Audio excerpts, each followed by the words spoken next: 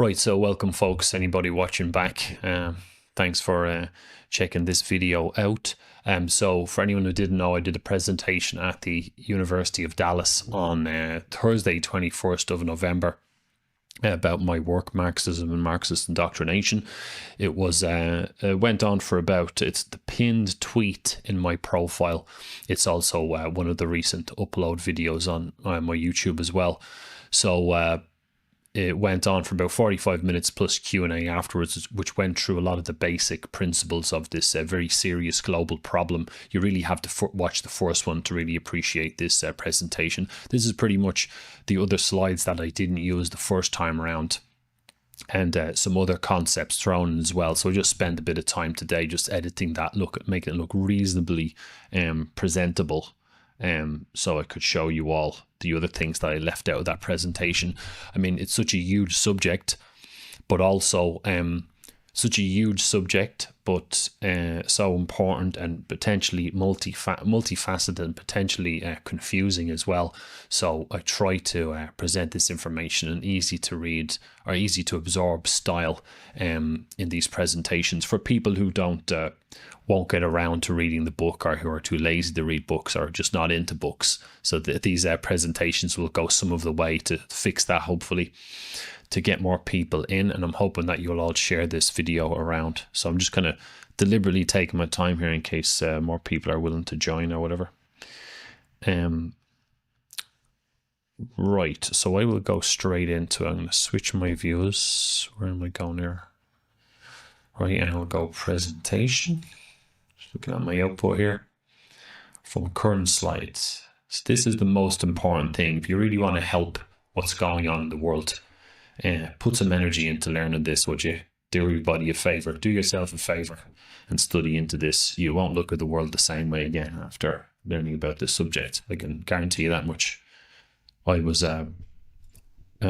this turned things around for me in a big way.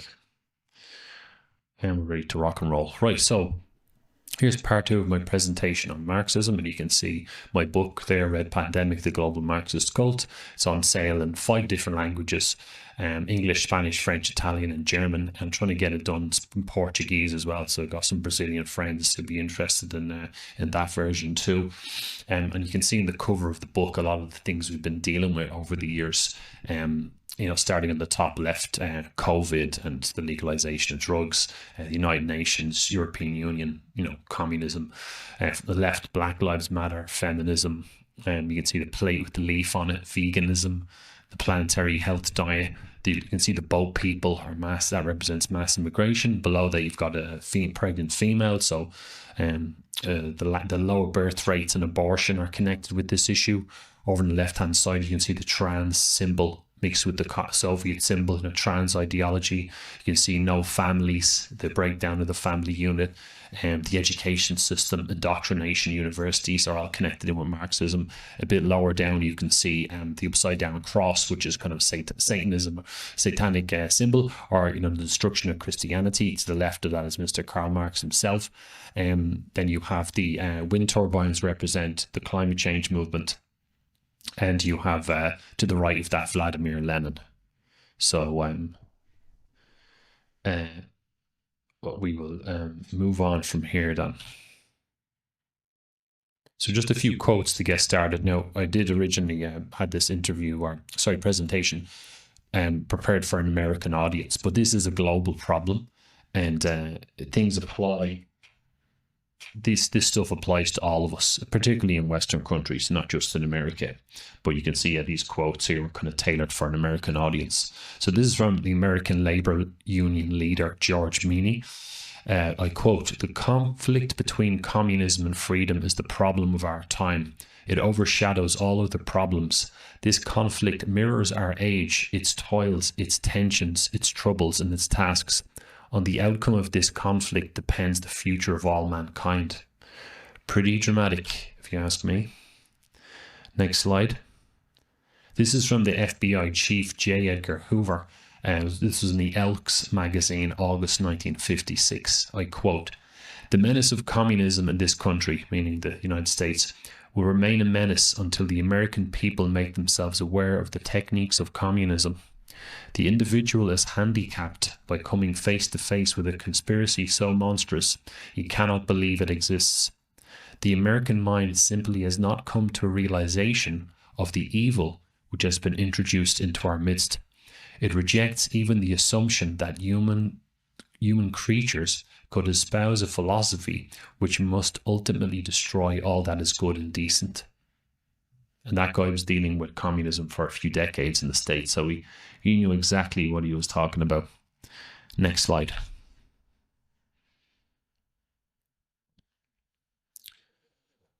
When we get ready to, by the way, if anyone's listening, just let me know if the audio is good. So a few people usually pop into YouTube. So if anyone joins, just let me know if the audio's coming through okay. So I'm not talking to myself here. There's some sort of dropout. Right, so here's a quote from Alexander Trachtenberg. He's the leading member of the Communist Party USA, and he said this at the National Convention, Madison Square Gardens, 1944. Quote, "When we get ready to take the United States, we will not take it under the label of communism or the label of socialism. These labels are unpleasant to the American people. We will take the United States under the labels which we have made very lovable. We will take it under liberalism, under progressivism, under democracy." And this is particularly for my American friends. The Americans are still erroneously calling this liberalism. And as I always argue, how are you supposed to fix the problem if you're not even calling it by the correct name? So this is not liberalism, this is Marxism. I explained that in more detail in the book and in the previous presentation. This is not liberalism. So here is to add on to what happened in the last presentation, the various different initiatives or things that are affecting the world. The big issue that issues that everybody's been talking about over the years: mass immigration, trans ideology, radical sex ed, hate crime, hate speech bills, all this crack are all different kind of initiatives being pushed by Marxism. Many of them are based on class struggle. And here's one of them, probably the big issue in Western countries at the moment, which is mass immigration. So here's some notes on that agenda and what it means, how it works.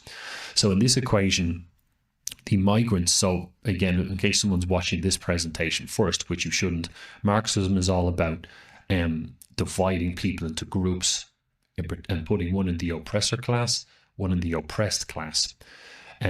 So one is kind of dominating or controlling the other one, or using the other one.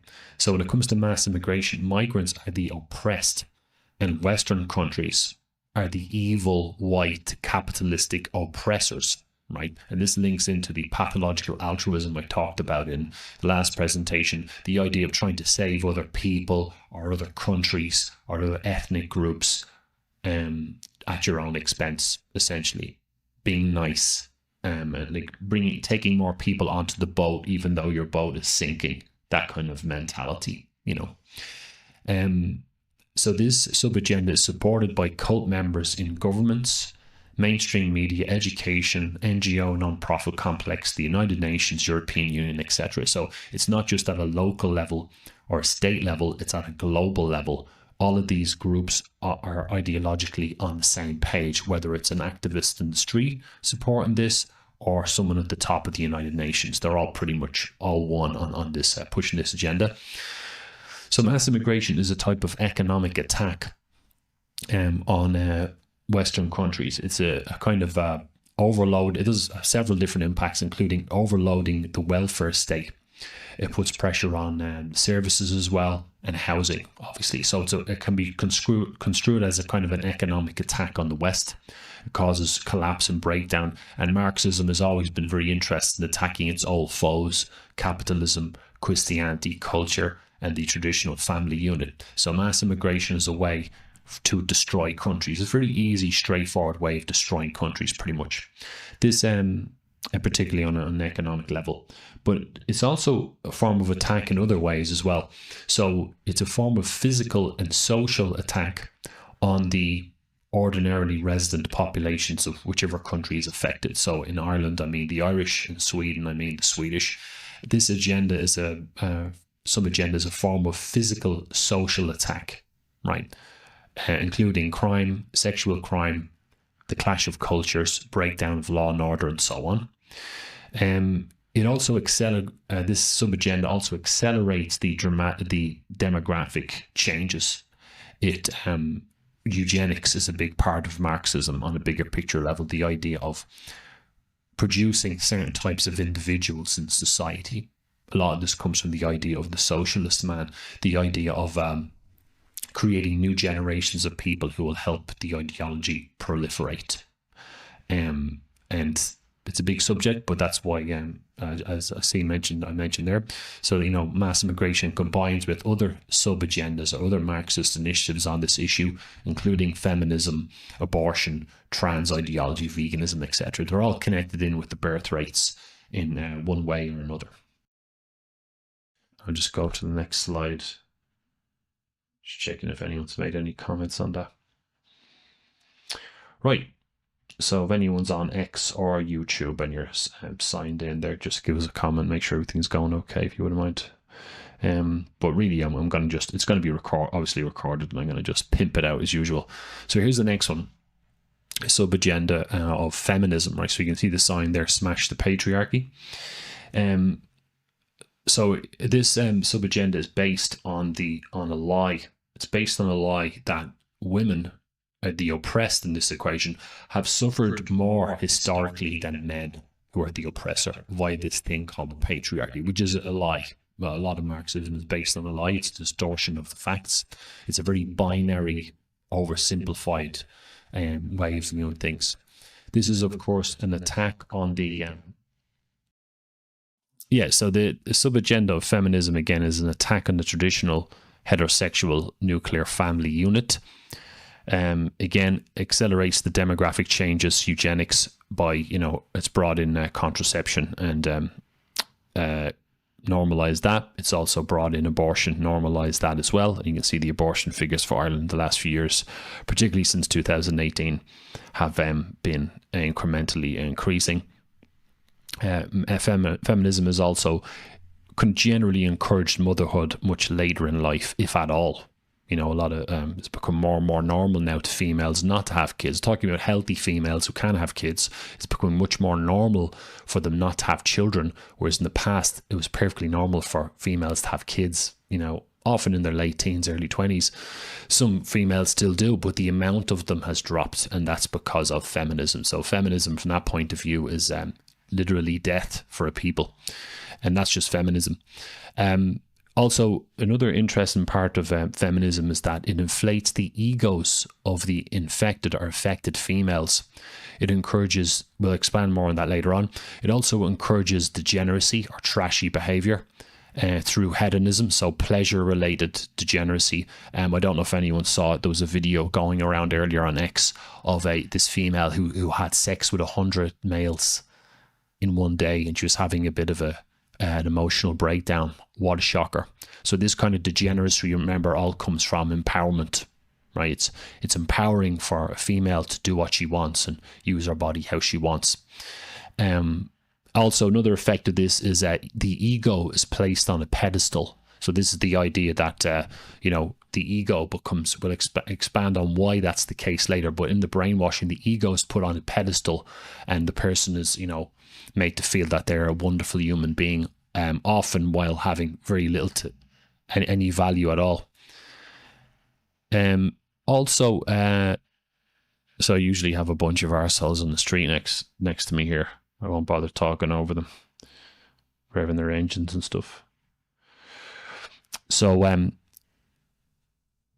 so this sub-agenda also empowers indoctrinated females into positions of authority and influence. And this is a thing that's been happening a lot the last few decades, and it has made a difference because there's no offense to females.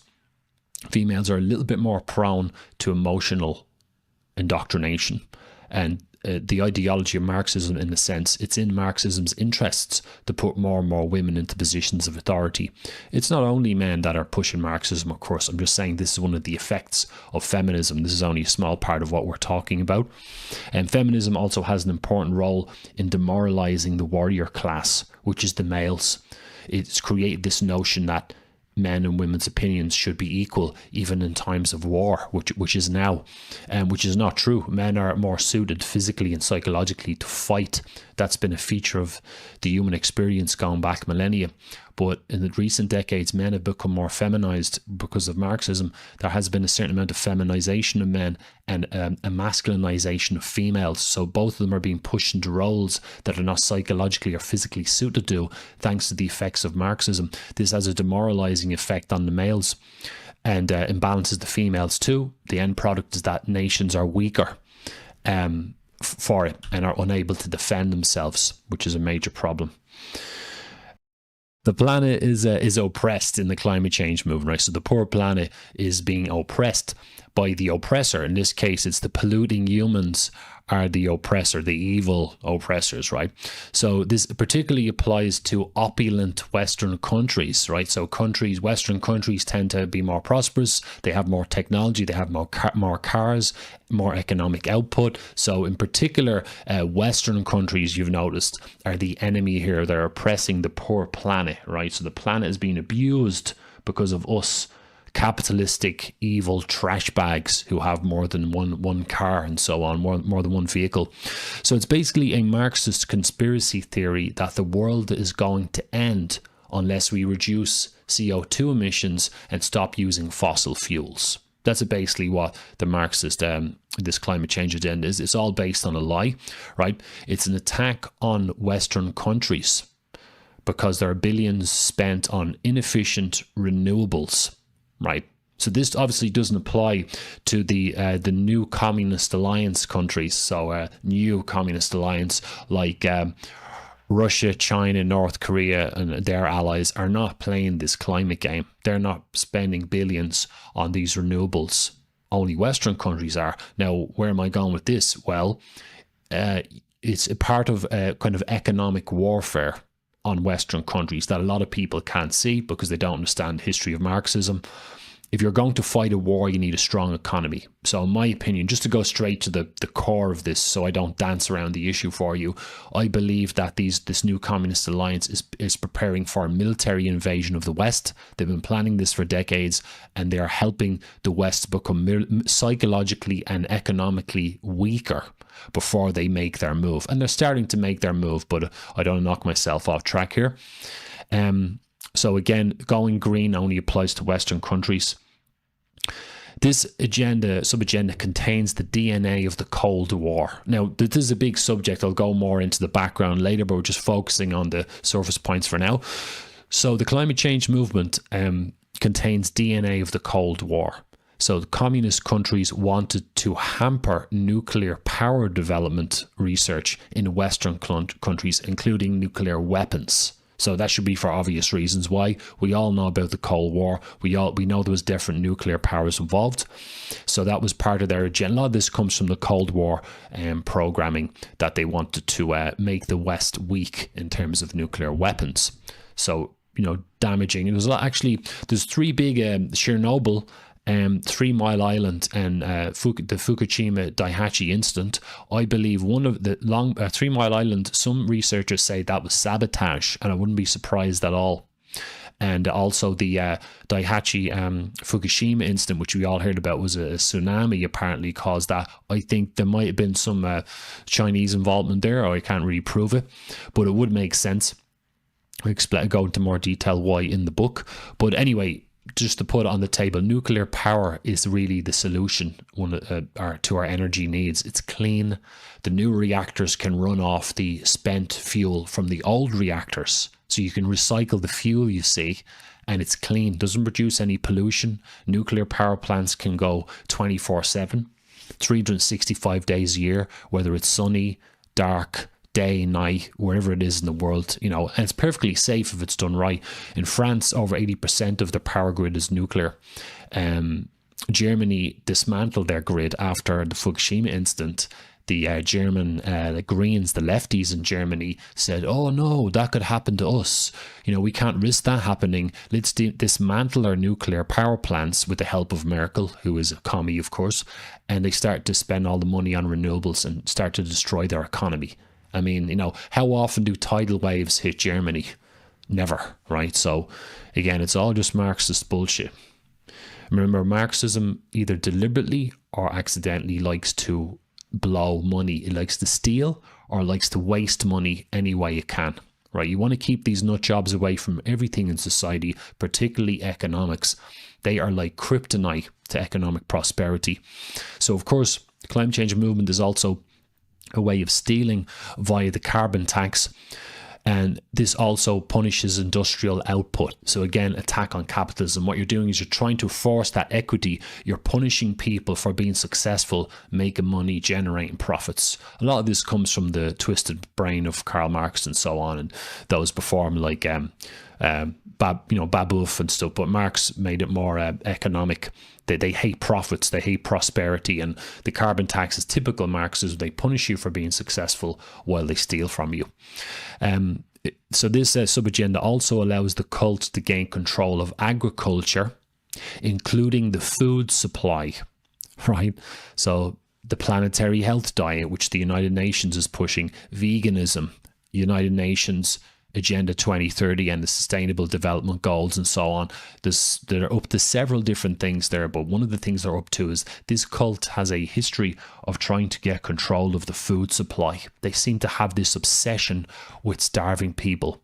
And if you think of being dramatic, remember that Sadiq Khan, the Fabian socialist mayor of London, we'll talk about the Fabians later, was trying to encourage Londoners to get on the planetary health diet, which is a diet where you're on 40 grams of protein a day. Now, a healthy person, I weigh about 80 kilos, say, right?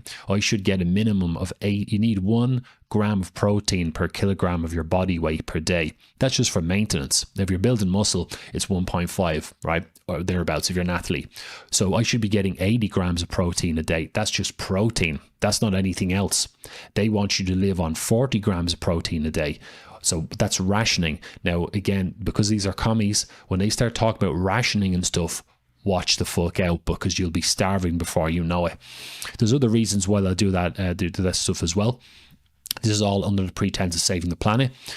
Of course, this sub-agenda is also connected to the one of the Marxist initiatives of ESG, environmental social governance. I'll be breaking that down a little bit later on. It's just a way of controlling companies and forcing them to go along with Marxism, essentially. Again, there's eugenics undertones to the climate change movement. The literature from the Marxist globalist organizations like the Club of Rome and the United Nations, they state that human populations, particularly in the West, are too numerous for the Earth, right? So there's too many people. Now, if there's too many people, you need to cull them, don't you, like they're cattle. So, you know, when we talk about the Fabians and such later, a lot of these Marxist nutcases going back into history have this obsession with killing anyone who doesn't fit into their system, right? Again, this is all based on a lie, but this is the eugenics undertones. Now, of course, as I was talking last night on X about how important carbon dioxide is for life. And I'm sorry to take you into the chemistry here for a moment, but in a molecule of carbon dioxide, there's 1 carbon atom and 2 oxygen atoms, right? So when you breathe out CO2, mammals breathe out CO2. Most plants absorb that CO2 and they take the carbon atom but throw away the 2 oxygen atoms. And it goes out into the atmosphere. They use the carbon in photosynthesis to give themselves energy and growth and so on, combined with sunlight. Most plants. We take in the oxygen, so there's a nice symbiosis there. So my point is that CO2 is as important for life as oxygen. If you start reducing CO2 to unnatural levels, again, we're back to the same shit I was talking about a moment ago. You've got lower crop yields, starvation, so on. You see where this is going. This, again, Marxism, again, remember, is anti-humanity. It's anti-nature. It's anti the creation. If you're religious, it's anti-God. It kills and causes destruction everywhere. So, as I pointed out there, it's death for the plants, ecosystems, people, etc., because we are all one on this planet in terms of the ecosystem and symbiosis. And again, Marxism likes to fuck around with the naturally occurring equilibriums. So here we go. This is watermelon communism, right? So remember this one, right? You can have it. So the climate change movement is watermelon communism. It's green on the outside, commie red on the inside. It's just another manifestation of Marxism hidden as something else. So another wolf in sheep's clothing, right?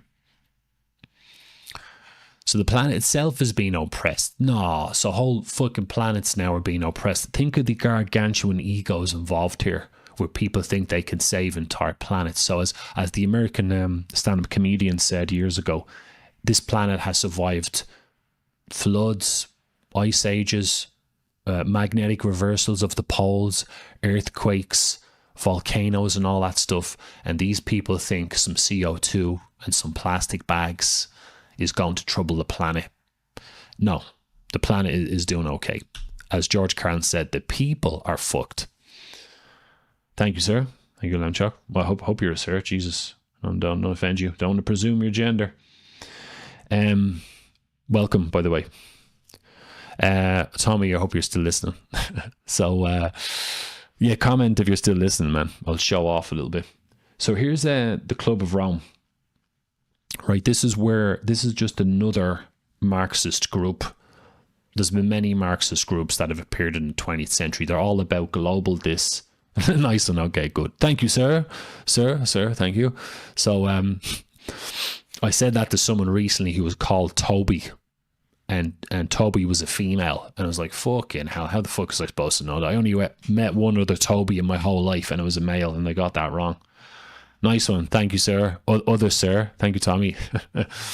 So anyway, here we go. The Club of Rome, right? This is one of the major groups involved in starting this climate change bullshit. It was founded in 1968 by the Italian cult member Aurelio Pecci and British scientist Alexander King. And this guy Pecci or whatever was definitely a Marxist for sure. The first formal meeting was 1970, Bern, Switzerland. According to some, the COR has kind of a think tank relationship with the United Nations. So these nut jobs come up with these ideas, right?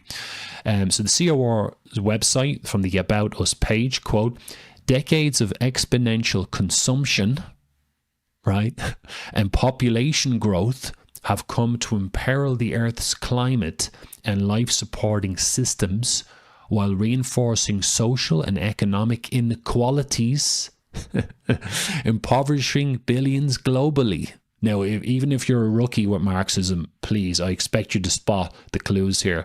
Exponential consumption, so capitalism, materialism, economic inequalities, I shouldn't have to explain that, impoverishing billions globally. Thanks, Tommy. And so you can see all the Marxist cues here, right? Also, another part of their text said the limits of the Earth's biosphere were being reached, destabilizing the foundations of life as we know it. So that's a little bit fucking dramatic, isn't it? It's taking all these little sneaky little digs at capitalism, and it's basically saying that capitalism is going to get us all killed. That's fair enough to say, right? So towards the bottom, the COR wants us to act now to save the Earth, to move towards more equitable economic, finance, and socio-political models. So that's code for let's have a socialist planet, right? Now, again, it's my job. If this kills me, I'm going to educate people to the point where they read that middle paragraph and go, "That's Marxist bullshit. You can't fool me," right? That's the level of awareness we all need to be at if we want to destroy this movement. So here we go, and this is some of the big clues for me that this was Marxism, right? So this is from the cover of the first Global Revolution book. It shows the globe of the Earth with all the countries coloured commie red. This book was published in 1991 when the USSR collapsed, right? So it should be pretty obvious. All the countries red, right? And the word revolution. This is from the section of the book called The Common Enemy of Humanity is Man, page 115. Quote, in searching for a new enemy to unite us, we came up with the idea that pollution, the threat of global warming, water shortages, famine and the like would fit the bill. These phenomena do constitute a common threat which demands the solidarity of all peoples. If you saw the first presentation, you should recognize that word. All these dangers are caused by human intervention, and it is only through changed attitudes and behavior that they can be overcome. The enemy The real enemy then is humanity itself. Now, there's a few layers to that, but again, like I said, eugenics, because when you start thinking humanity is the enemy, you start talking about reducing the population. That's what the Bill Gates shit is all about. That's what population replacement is all about. That's what abortion, trans, feminism is all about. You can see it's all about eugenics. There's some people on the earth who are crazy and who think there's too many human beings and they needed to be culled like we're fucking animals, essentially. Another level to this as well is that there's a very satanic undertones here, which is that humanity is no good and it's evil. The humanity itself is bad for the earth. It's a very satanic notion that human beings, we were a mistake. Now, whether you're religious or not, it doesn't matter. You have to absorb the concept here, right? Some people are religious, so we have to cater to all of us, to everyone, right? So, but, you know, if you're religious, you clearly see the satanic undertones here that God made a mistake, pretty much, right? Anyone still listening, just let me know if the audio is still good and everything's good, if you wouldn't mind. I'm going out live on X and on YouTube. Thanks for joining me, and you who joined late. This is part 2 of my presentation on Marxism and my book, Red Pandemic, The Global Marxist Cult. The first part of this presentation is doing really well, by the way. Thanks, Lamb Chop. It's received over like 40,000 views. It's up to 50,000 views, the first one. So far, mission accomplished, you know. There's 2 versions on X, by the way. One of them is the whole session, which was the presentation and the Q&A. It's about an hour, 40 minutes long. But I uploaded the second version with just the Q&A, which is 50 minutes. Now, nobody's too busy not to watch that video. I don't care who you are, what you're doing, where you're based right now. Nobody's too busy. They can't watch a 50-minute video. Please, just do it. Right, it will give you a lot of the weapons and materials to spread this message towards other people. So, thanks, Vanilla. So, the CORs, the Club of Rome's associated publications, include the anti-capitalism entitled Limits to Growth in 1972 and the more overtly Marxist publication, The First Global Revolution in 1991. Now, the Limits to Growth, one of the versions had the planet coloured green, so you probably wouldn't notice. But the one with the coloured red, the globe red, again, similar thing. But look at the words, Limits to Growth. That comes from the Communist Manifesto, when Karl Marx said that capitalism contained the seeds within itself to sow its own destruction, or words to that effect, pretty much. So they're obsessed with this idea that capitalism is bad and this can't continue. This is where a lot of their logic comes from. Okay, but this is all Marxism. They always leave clues. You just have to know how to spot the clues, right? So these works and other materials endorsed by the COR include themes such as the notion of overpopulation and that human beings are problematic for the world, as I mentioned. The idea we've overindulged living in capitalistic societies, anti-capitalism. Also, that we need an international revolution. So it's an international global revolution. This is Trotskyite rhetoric. There's different types of Marxism, but he was one of the first figures to believe in the idea of having a global revolution. So it's called Trotskyite rhetoric. Okay. If you look at, say, the kind of bullshit that the United Nations come out with, people like Kofi Annan, Ban Ki-moon, and the new guy, Antonio Guterres, they all talk the same bullshit constantly about we need a global revolution to save the planet. We need a global revolution to save the women from being oppressed and all the domestic violence. We need a global revolution to save the animals and to make people eat bugs and leaves. Eating meat is evil. That's why they're trying to get control of the farmers and so on. I think you've all noticed that. Did you all hear about this Beauvais shit? Excuse the pun. They want to stop all the cow farts, right? Because they're killing the planet, all the methane from the cows. Did you ever hear of anything so fucking stupid? But a lot of it, again, is to get control of the food supply. Nations can't defend themselves if everybody's eating leaves. You need meats, animal fats, animal proteins, keep a nation strong.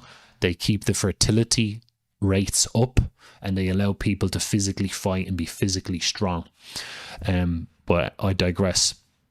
So obviously the COR as well pushes the idea that all countries should be united, solidarity, to deal with these apparent environmental, biological, demographical problems, right? So It's all part of the same thing. It's a tradition in Marxism, the whole idea of one world government, that goes right back into its history.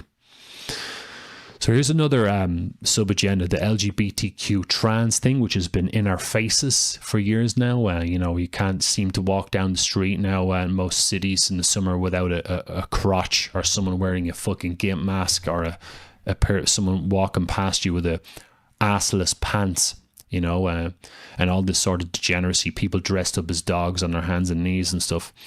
So we're pretty much approaching hell at this stage, I would say. Babylon, essentially, the breakdown of civilization. The LGBTQ people are oppressed by society, right? So the argument here is that, again, when someone's being oppressed, this is the revolutionary energy that makes people think we need to change society to accommodate them, right? So this notion includes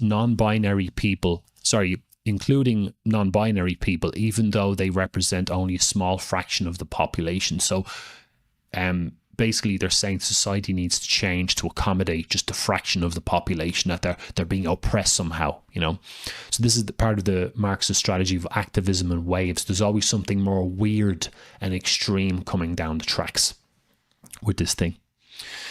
Yeah, that's another one. Good example. Yeah, the fall of Rome as well. Degeneracy equals destruction and collapse. Absolutely.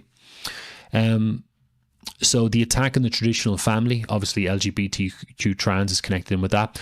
And also the whole idea of the government stepping in between the parents. So now governments have the excuse to take control of the kids with the social care and so on, where if kids are being oppressed by their parents, kids are being oppressed by their parents because their parents won't let them to change their gender when they're 12 years old. This government can step in. So it's connected with that too. Again, connected to eugenics, because it sterilizes the youth through puberty blockers, hormone replacement therapy, and gender reassignment surgery. I actually did an interview with a guy called Dr. Quinton Van Meter in 2018, a very decent man who talked to me about this issue and really opened my eyes to the background to it and what's going on. And what you're doing is with what you're doing is you're trying to treat mental problems with physical surgery. Not only is it satanic and stuff, it's just unprofessional, bad medicine. It goes way beyond bad medicine and unprofessionalism into being downright evil. But essentially, it's just mental illness. Of course, this sub-agenda combines with feminism, abortion, mass immigration, veganism to reduce populations in affected Western countries. So remember, these are just ingredients in the mix. So mass immigration, trans, feminism, veganism, they all make little impacts on society and help to reduce the amount of mostly Caucasian people in Western countries. This also paves the way for further degeneracy, such as MAPs, or minor attracted persons, aka pedophiles. And you've all heard this, I'm sure, haven't you, where they've talked about this recently. So, what they're doing is they're just gradually encroaching further and further on what you think is normal. And that's where they've invented these other terms like heteronormativity and so on, and cisgender. They come up with these terms to distort people's perceptions of reality. So it's revolution in waves. There you go. Sorry, I jumped ahead there. Sorry. So that's just from memory. So there you go. Heteronormativity and cisgender to normalize the abnormal. That's essentially what they're trying to do. They're trying to convince you that what was normal before wasn't really normal, and all this reality distorting bullshit. It's also connected with Marxian postmodernism, which I'll touch on later a little bit. So this is pretty much the notion that a person can make up their own version of reality and identify as whatever they want. So if I tell you all tomorrow that I am the sexiest bastard in the world, or I am the reincarnate, I am the fucking king of the leprechauns in Ireland, and you all should bow down to me and give me all your fucking money, you have to respect my opinion, because that's what I believe, right? That's my truth, you see, and you all have to respect that. And if you don't respect my truth, you are oppressing me, and I can be as delusional as I want. That's why now we've got grown men walking around now, these ugly looking hairy armed Adam's apple, big jaw men walking around in high heels and makeup you know, these freaks walking around the place, and we're supposed to respect their opinions. This is postmodernism. I can make up my own reality, basically. So essentially what it does is it normalizes delusion and insanity. That's what it does. It's normalizing psychopathic behavior. So I talked about the last presentation, the importance of oppressor and oppressed, the whole class struggle concept. So some of the basics is there, but this is a bit more of a going into a bit more detail on this. So one of the things that happens is the relationship becomes inverted, right? So again, it's based on a lie, but the oppressed becomes the oppressor, right? So an example of this would be, say, in feminism, the lie says that men have oppressed women, and it becomes justifiable now for women. So the idea that men have abused women, and now it's okay for women to abuse men. So the oppressed becomes the oppressor and gets revenge, essentially, right? So you see this pattern happening all across the West. It explains a lot of the things that have been happening, like, for example, the fact that immigrants coming into Western countries often come in with this murderous sentiment. Yeah, some of them are sociopaths, but there's that general hatred you see towards their hosts, which is really quite bizarre. That's coming from Marxism. Another example is the black on white crime in the States. A lot of black people have been brainwashed in America to think that they're the oppressed class, and that leads to this murderous attitude towards white people. In South Africa, you can see it to a very extreme degree with the murders happening there, the genocide essentially of white people.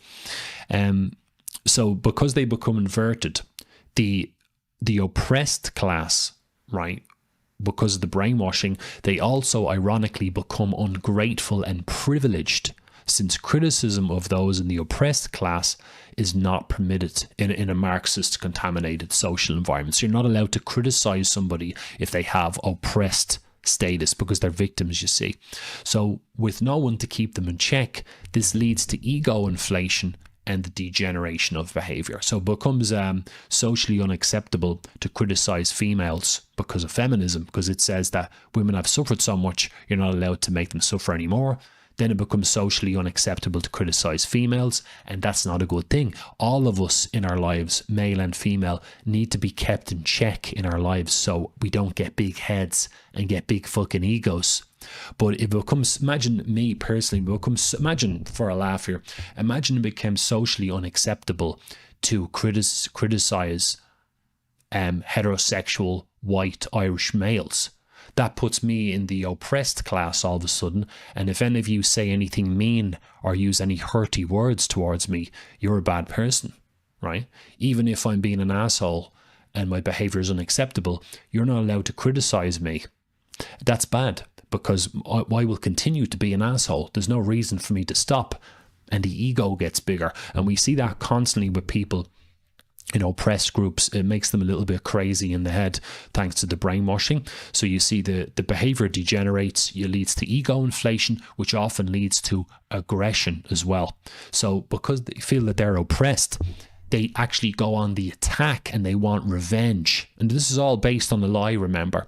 So in South Africa now, there are people going around killing white farmers because they feel that white people are the enemy in Africa, which is a lie.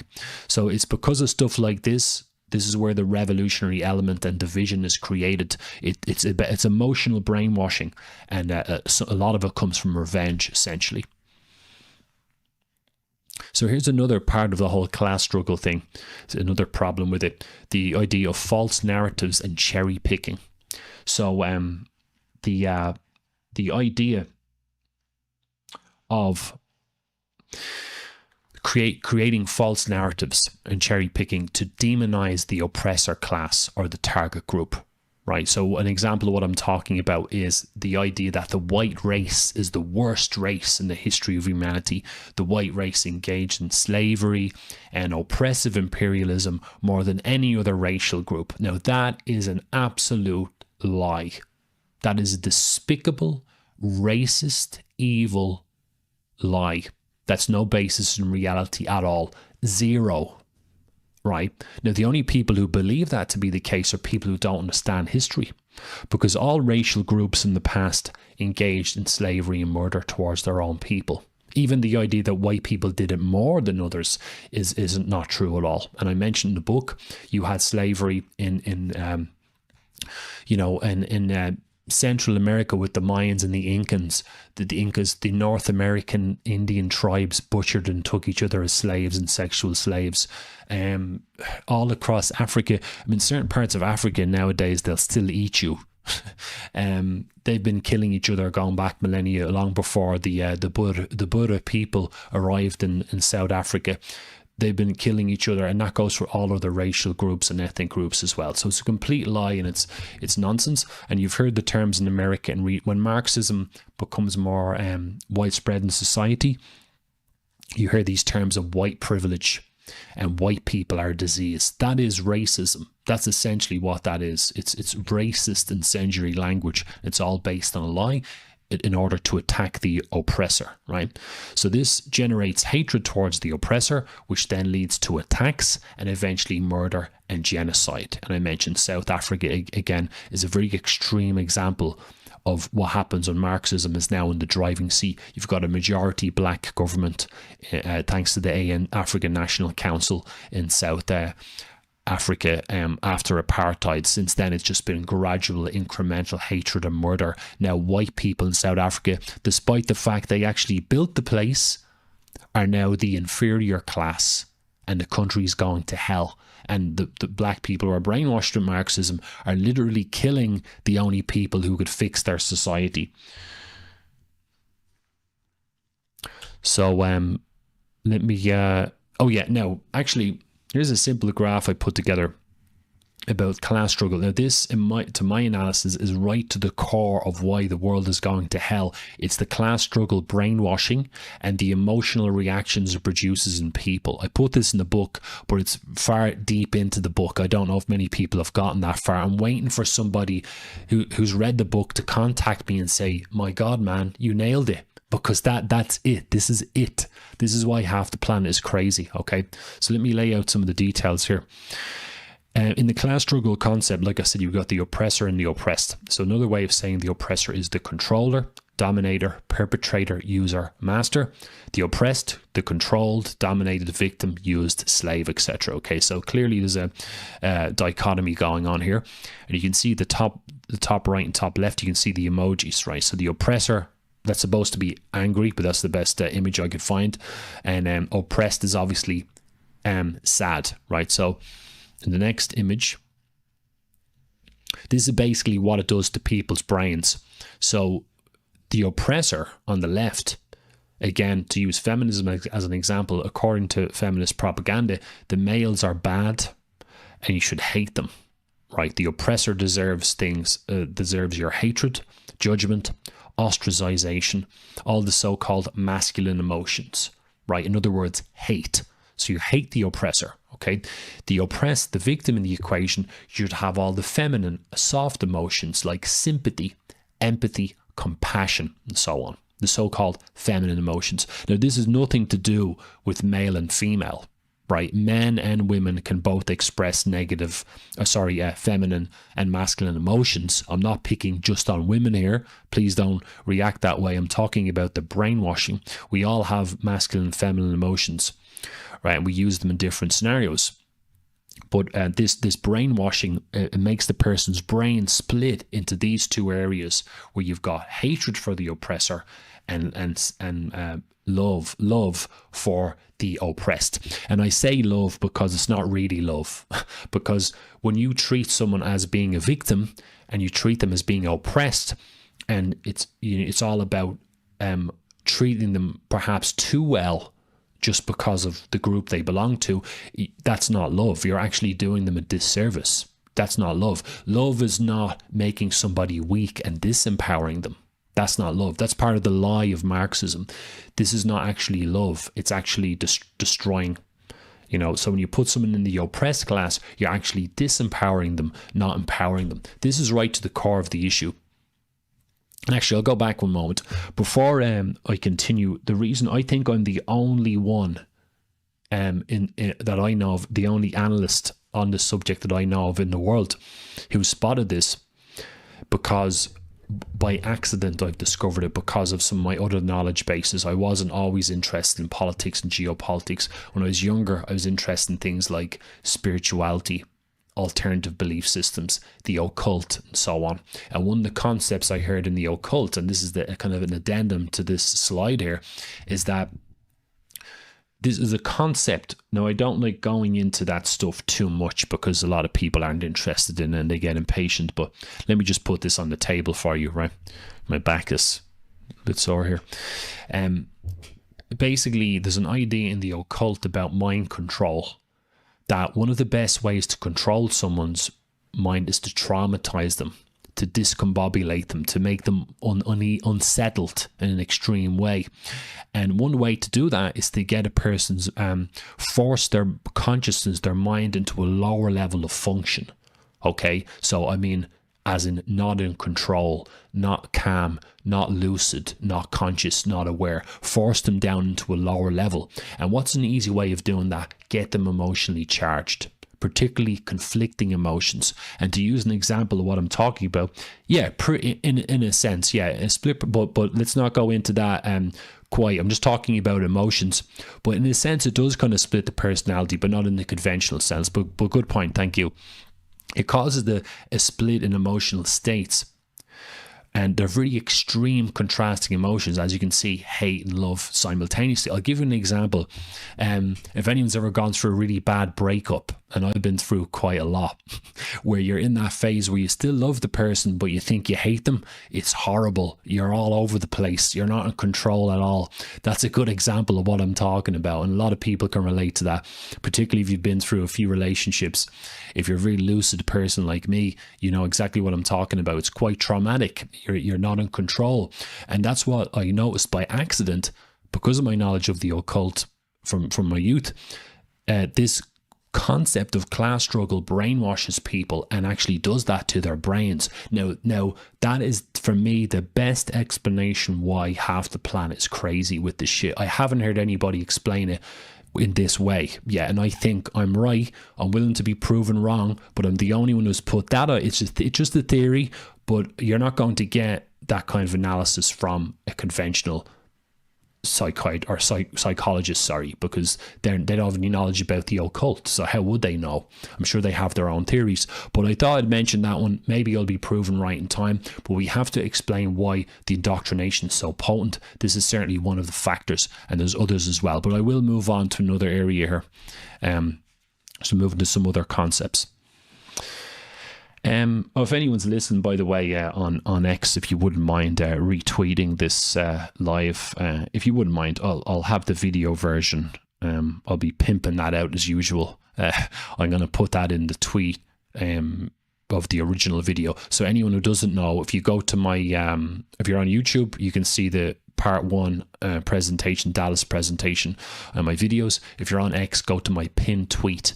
Has part 1 there, and I'm going to put this version in that thread so people can see it, hopefully, because as I was saying before, 45 minutes is barely enough to scratch the surface of this ideology.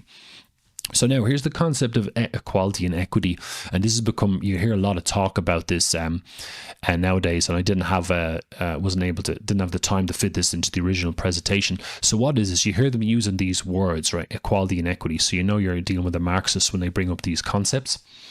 So basically, here's a quote from, I just grabbed this from some random website. So, equality means each individual or group of people is given the same resources or opportunities. Equity, on the other hand, recognizes that each person has different circumstances and allocates the exact resources and opportunities needed to reach an equal outcome. So this is basically Marxism trying to create artificial equality, uniformity, even where none exists. So there's the natural order. Marxism wants to fuck it up as usual based on this crazy idea. And you can see the image at the bottom. You can see equality on the left, equity on the right. And you can see in the case of equity, you know, their different attributes, in this case their height, are being compensated for by these little platforms to make them all equal. So it's an intervention to create this artificial outcome. Since Marxism the cult of Marxism, or the ideology, attempts to eradicate oppression. It considers hierarchies unethical. You know, it wants to eliminate class distinction.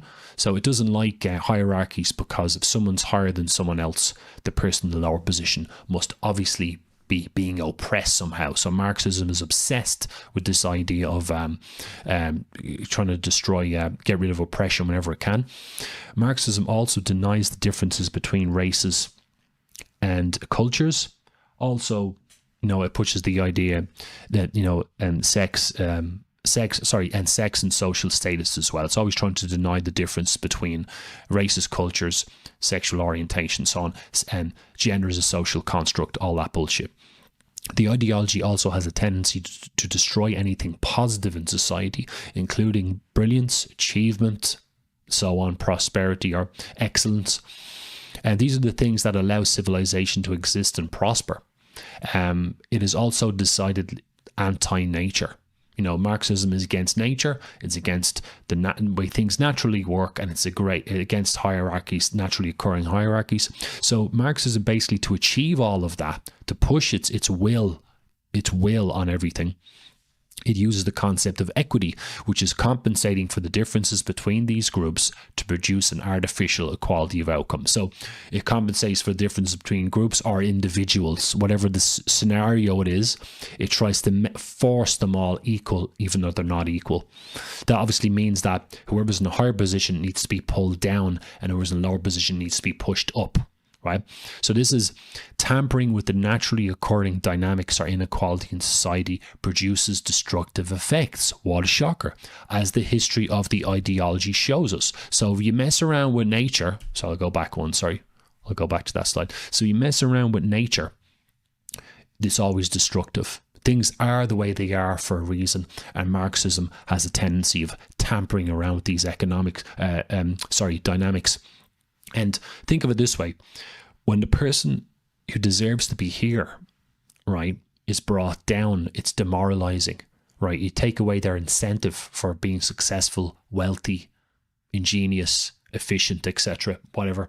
And this person here who is lower is being brought up, and they're both treated equal when they're not. The one in the lower position is being brought up when they don't deserve to be. Perhaps maybe they're lazy. Maybe they don't have the attributes to put them there. That's why we have the problem nowadays of so it's demoralizing for the achiever, and the underachiever is being elevated. So again, this one might develop an ego, right, when they shouldn't have one, and this one here is being demoralized. It's incredibly destructive for the fabric of society. And in recent times, you've all seen the famous DEI hires. We'll get to DEI in a moment, but people being put into positions of authority when they don't deserve to be, when they don't have any skills. They're being put into positions of authority because they might be gay or black or trans or whatever. They're not in there on their merits. They're in there because of the social group they belong to. So here's DEI, right? So another Marxian initiative being pushed in government, industry, in the corporate world, etc.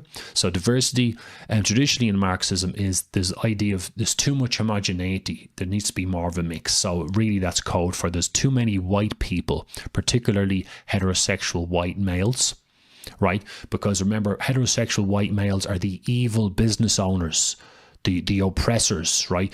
The heterosexual white males are the ones who oppress women in the patriarchy. Heterosexual white males are the ones who led to all the imperialism around the world, right? Heterosexual white males are the worst. That's why, like I said, the first presentation, this is the only type of human being who's not allowed to be oppressed, who's not allowed in the oppressed class. So people like myself are shit out of luck. We're not allowed to be in the oppressed class. So we are the enemy. And one of the things diversity does is take in every corporate situation and so on, in the past, they used to be all heterosexual white males. Now it's anything but that. That's diversity, right?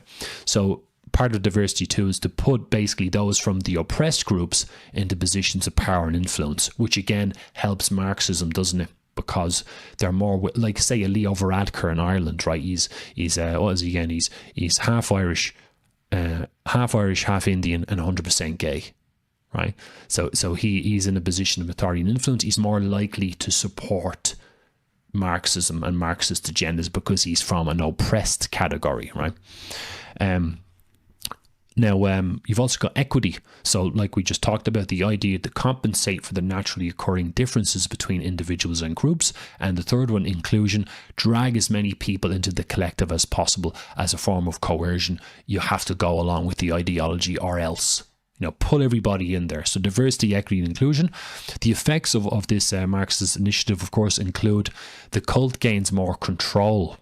Economic collapse as well is another one, because again, you're destroying the fabric of society. It leads to economic collapse, which is very Marxist.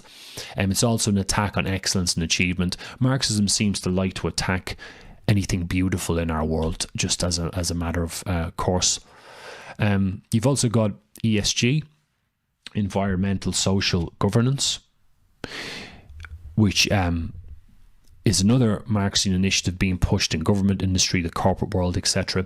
It's connected with the climate change movement, like I said. It's a way of coercing organizations, corporations, etc. to make sure they support Marxism by giving them an ESG score or rating, right? So if they're not going green, for example, advocating climate change movement, their ESG score will be affected. So you're being punished for not going along with Marxism. That's all it is. Now look at the symbols on the right there. It doesn't look very Marxist, does it? But when you see the environment, okay, climate change movement, sure. Social, yeah, could possibly be Marxist governance. Well, that's just power. The rookie, a person with no knowledge of Marxism, may not spot this is Marxist, looking at the kind of symbols and language that's being used. The effects, again, include the cult gains more control, economic collapse, and so on. So remember, a lot of this stuff is being pushed in Western countries, like the climate change agenda. So again, this is going outside the scope of this presentation. But remember, the Eastern countries, the new communist-aligned countries, are not playing these games. This is really on Western countries, again, to cause economic collapse and weakness. So here's another example of another Marxist concept, right, that's hidden. It's in the Irish education system. You can see it on the left, SPHE, or Social Personal Health Education. So this is an initiative being introduced. Anyone listening, by the way, just let me know if you're still listening, and let me know if my audio is okay. I can't hear myself, so my voice probably sounds weird because I've got these plugs in, but they're not really working right now. So this is from the curriculum.ie website. So, quote, learning in SPHE aims to help students to build self-awareness. Thanks, Vanilla. Thanks again. So, learning in SPHE aims to... Thank you, sir. I appreciate it. But two sirs. Tommy, sir. Thank you. So, learning in SPHE aims to help students to build self-awareness and positive self-worth. Oh, my God. Develop the knowledge, understanding, skills, dispositions, and values that will support them to lead fulfilling and healthy lives. Isn't that lovely? Feeling empowered to create, nurture, and maintain respectful and loving relationships with self and others. Enhance their capacity to contribute positively to society. Now, this is not from the official documentation. I was too lazy to find that, but this is a reasonable overview here. So the effects of this obviously includes the cult, the Marxist cult itself increases its membership by brainwashing kids, right? So they're indoctrinating kids to become good little global citizens. That's why they're teaching climate change in the schools. That's why they're teaching trans. That's why they're getting the little kids used to drag queen story time. That's why they're brainwashing particularly teenagers with this idea of consent training, right, which is just coming from feminist propaganda, that all males are potential rapists. So young males need to be conditioned into this notion of consent. It's also connected in with mass immigration as well, but I don't want to go into that just now. But look at the symbology on that image to the left. Actually, the next slide, maybe I went full screen with that today. No, okay, sorry, I guessed wrong. I'll go back to that slide. Just wanted to show you something. So look at the symbology on the left. Okay, so you have the person, you got the all-seeing eye, you got very symbology above there, and you got the Tao as the yin yang symbol of Taoism there. So a little bit occultic and a little bit creative. I haven't done a deep dive into that, but to the bottom right, actually, you can see it, the head with a light bulb inside it. That symbol's been used before. I think the New Statesman magazine used that on a few occasions, I think, which was created by the Fabian Society. We'll talk about the Fabians later, but it's the idea of being woke. You know, what Marxism is wokeness, right? You're an evolved being by being a good little global citizen, essentially. You know, it's part of a global awakening. That's where this woke stuff comes from. So in the first presentation, if you saw it, I talked a lot about Ireland and some of the evidence that Marxism is affecting Ireland. So here's a rundown of the NGO non-profit complex. So here's some of the Marxist groups in tiny little Ireland. This is the Republic of Ireland, remember, with a population of 5.38 million, approximately. Population Dublin is like 2 million or something, over 2 million, I can't remember, but it's a very small place. So you've got, for example, the Irish Network Against Racism, which is the Irish branch of the European Network Against Racism, the Immigrant Council of Ireland. You've also got the Migrant Rights Centre Ireland. Quote from their website, MRCI is a national organisation working to advance the rights of migrant workers and their families at risk of exploitation, social exclusion and discrimination.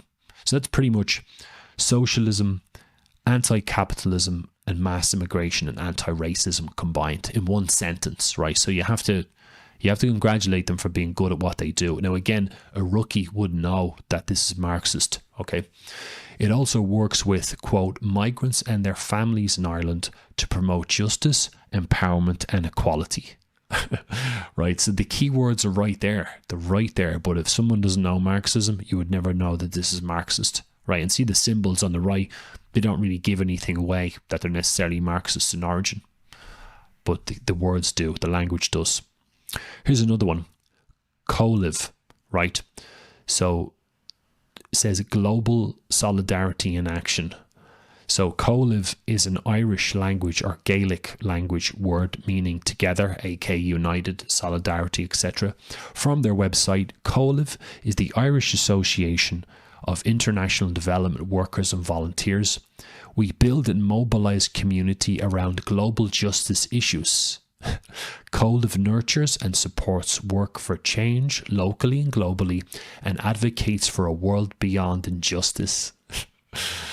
So its work is underpinned by a commitment to global citizenship education. Wow, so we're going to be global citizens now, which deepens understanding of the structural causes of inequality and unsustainability. So more of the same shit. There's not enough equity in the world and also unsustainability. Remember limits to growth. Club of Rome earlier. Same bullshit repackaged, okay? This shit is everywhere. It's the same shit over and over again. So there's the LGBT organisation, some of them in Ireland. LGBT Ireland belong to NXF National LGBT Federation, Outhouse LGBT Community Resource Centre, Transgender Equality Network Ireland. Then you've got, this is for another one, is Shout Out. So here's from their website, okay? Shout Out is a registered charity committed to improving life for LGBTQ plus people by educating school students, parents and guardians, teachers, youth workers and workplaces on LGBTQ issues. Since 2012, we've completed over 1,800 student workshops. That means we've spoken directly to over 54,000 students. Now these fuckers, even if they're exaggerating the numbers, that's a tremendous amount. Let's cut it in half. 25,000 students, 27,000, right? That's still a lot. That's an awful lot of brainwashing going on. You can see these NGOs are working with the schools and the government. They're all working together to brainwash the kids into Marxism and this degeneracy, right? So you'd see on the right, top right, you can see Leo Varadkar, the gay Indian, former Irish Prime Minister, with the t-shirt Broad. So Broad is the Irish word, Irish language word for pride. So this is a pride march, as you can see from the colours. Here are some of the green environmentalist groups. So you can see Stop Climate Chaos, Climate Ambassador, Friends of the Earth, Irish Environmental Network, Environmental Protection Agency, Environmental Pillar, Friends of the Irish Environment. You know, this is tiny Ireland. And remember, even if it were true, which it isn't, that CO2 is controlling the weather patterns and causing global warming and so on, Ireland is such a small country. It's 7 million for the whole island. There's only one major city really, which is Dublin. This CO2 output is infinitesimal. It's nothing. So even if it was true that this was a major global issue, remember China's CO2 output is probably like 400 times more than Ireland, 500 times. The population is 1.4 billion in China. They've got loads of major cities and they're throwing up coal plants, gas-fired power plants left, right and centre, and nuclear plants, but they don't pollute. But the other ones do, and they don't give a shit. And yet we have to stop our CO2 emissions. It's nonsense. It's a big subject into itself, but it's all bullshit. Here's another one. Here's some of the feminist groups, right? So you've got Irish Feminist Network, National Women's Council of Ireland, Women's Aid, Action Aid. So another one is ROSA, right? So you can see the logo on the left, Reproduction Rights Against Oppression, Sexism and Austerity. They're so cringy, but they think they're really clever. So this is from their website, named after revolutionary socialist Rosa Luxemburg and civil rights campaigner Rosa Parks as well. We are an international network of socialist feminists established by women, LGBTQI, young people of colour activists fighting all forms of misogyny and sexism linked to the fight for rent control and public housing. Oh my God. The fight for decent and equal pay, the climate justice movement, and fighting racism, transphobia, and the far right. So as many Marxist catchphrases as you can fit in there. Help us build a socialist feminist movement allied with the working class and oppressed of this world to struggle against all exploitation and oppression and fight for a socialist future free from violence, wealth inequality, and environmental destruction. Wow. Where do I sign up? They sound like they're going to fix everything. Here's another one. So this one's called Radicaline, right? So those of you who speak English but you're not Irish, some of these words are going to look a little bit strange. So Radicaline, so this name is a Marxian portmanteau. So it's like creating a new word from two words, right? So you combine the word radical with Colleen, which is the Irish Gaelic language word for girl. So Radicaline, so radical, Colleen, Radicaline. This is from their website's homepage. Quote, we are a women's liberation group made up of Irish and migrant women who recognise that women's oppression is based on the material reality of our biological sex. So in other words, women are being oppressed because they're women. This group was created to counter the misogynistic narratives and practices in our culture. Our group provides advocacy and community to women interested in campaigning for women's liberation. Wow. Where do I sign up? So we need to save those women. Women of the world unite. You've nothing to lose but your chains, right? In fact, one of the feminist groups in Ireland in the past were called Chains or Change, I think. So basically, stay a prisoner or have a revolution and be free. Get out of the kitchen. Stop having babies for your man. Get out there, travel the world and have a career and do all this exciting stuff. You don't want to be oppressed by being a housewife, etc. So here's some of the commie uni courses in Ireland.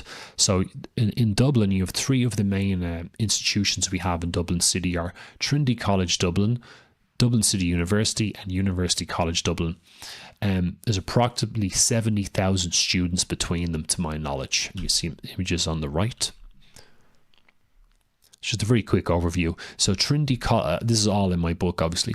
The Trinity College offers a postgraduate certificate in diversity and inclusion in further education and training, a postgraduate 2-year full-time course called Gender and Women's Studies. Sign me up. An undergraduate course in gender and sexuality in early modern Europe. An undergraduate course in Stalinism and society in Eastern Europe. It also has an equality office and a branch of the Workers' Party, as far as I know. So Trinity College, yet another hotbed for these this Marxist degeneracy. Here's another one. Dublin. This is Trinity College Dublin is right in the centre, in the heart of the city. Dublin City University is a little bit in the north side. So they offer an MA in Sexuality Studies, a postgraduate certificate in Sexuality Education and Sexual Well-being, right? An MA in Refugee Integration, an undergraduate in Climate and Environmental Sustainability, an online Equality, Diversity and Inclusion course, and it has a Centre of Excellence for Diversity and Inclusion. So that's 2 universities well and truly captured by Marxism. Here's the University College Dublin, which offers a course module in Feminism and Gender Justice, an MA in Gender Studies, an MSc Masters in Equality Studies, an MSc in Climate Change, and a BSc 4-year social justice course. So the course description for the MA in Gender Studies says this under the Careers and Employability heading, quote, graduates have become central members of local communities, key members of NGOs, employers and public sector agencies, education and media. So the university is pumping out these people fucked up in the head with Marxism who are going into positions of authority across Irish society, right? And obviously they're sympathetic to Marxism, at the minimum sympathetic, at least familiar to it, or they could be full-blown fanatics, and these people are fucking everywhere in Irish society. Now in this section here, I'm going to go into various groups and incarnations. And again, the book is a monster at over 600 pages long. So this is just some of the key elements from that. So we've got, to start us off here, the infamous Fabian Society. So this is goes right back in history to 1884. It's a very important group. So established in 1884, they branches in the United Kingdom, Canada, New Zealand and Sicily of all places. They're very well connected internationally. They established the British Labour Party, and they're officially a think tank of the same. They established the LSE, London School of Economics and Political Science, in 1895. The British Prime Ministers Tony Blair, Gordon Brown and Keir Starmer are all Fabians. They're all members of the Fabian Society. All Labour Party leaders, all of the top members in the Labour Party, going right back to Clement Attlee after World War II in particular, all of them have been Fabians. Also, the London Mayor Sadiq Khan is a member of the Fabian Society. So this isn't a made-up conspiracy group. They're real. They have a website. You can check it out. I think it's fabians.org. So they're out in the open. They really are an openly Marxist group. The Fabians are really interesting because they're a little bit different in terms of their tactics, right? So they want revolution, but their methods are a little bit different. So they're not about the workers' overthrow of the system. It's a little bit different to that. It's not like a violent overthrow. It's a bit more sneaky. So here's the Fabian coat of arms, right? So it's essentially malevolence disguised as benevolence, a wolf in sheep's clothing. So it comes disguised as one of you, one of your own, as a friend, but it's really a vicious predator disguised as the harmless prey. In short, this is a hostile attack on unsuspecting victims using stealth. Now, this is important to absorb because when I say communism is taking over the world, people say, what are you talking about? There's no workers' revolution. We still have rich people. We still have elites running the government. What are you talking about? This isn't communism. They will say this isn't communism either because there's no communist army coming over the hill, right? Like, in the North Korean War, the Vietnam War and so on. They're saying, what do you mean it's communism? This is a different type of communism. It's sneaky. It's about ideas. It's about knowledge. It's about changing the culture towards communism. It's a little bit different. So it's a little bit sneakier and much more difficult to spot and understand. So the Fabian model describes why the Western civilization is collapsing. Unfortunately, people can't see it because they don't have the knowledge. So here's the Fabian window. So this is a stained glass window located at the School of Economics. It was designed by one of the Fabian Society, the Irish playwright George Bernard Shaw. It was commissioned in 1910. Okay, it was unveiled by the UK Prime Minister Tony Blair, who's a Fabian himself, at a ceremony in April 2006.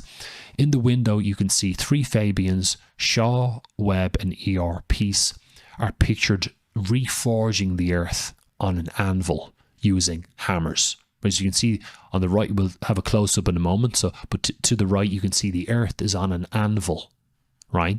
So the earth is being heated up, right? So they're heating up the earth to hit it with hammers to change the earth. So they're talking about changing how the world works, which is exactly what's happened, right? Everyone should be able to see that. And above the earth, you can see the Fabian coat of arms. So what they're saying in that symbol is, the last sentence there almost says, using Masonic hammers, they are shattering the earth to bits to remold the earth as they see fit to build a new world, right? That's what they're showing us in this image. And so above the world, you can see the Fabian, the coat of arms, and we'll zoom in here. At the bottom, you can see all of the Fabians praying to their scriptures, right? Now, for years, I used to think that the New World Order was about the Jews or about the Freemasons or the Knights of Malta or the Temple of Set or the Ordo Templi Orientis or the Satanists and this and that. But it's just communism. That's all it is. They've actually been telling us that that's what it is, and they love it when we put the blame in other areas. They're masters at hiding their intentions. So across the top of the window, you can see remolded nearer to the heart's desire. This is from a quatrain by the Persian poet, I think Omar Khayyam. It's like a romantic poem or something, but that's where they got the idea from.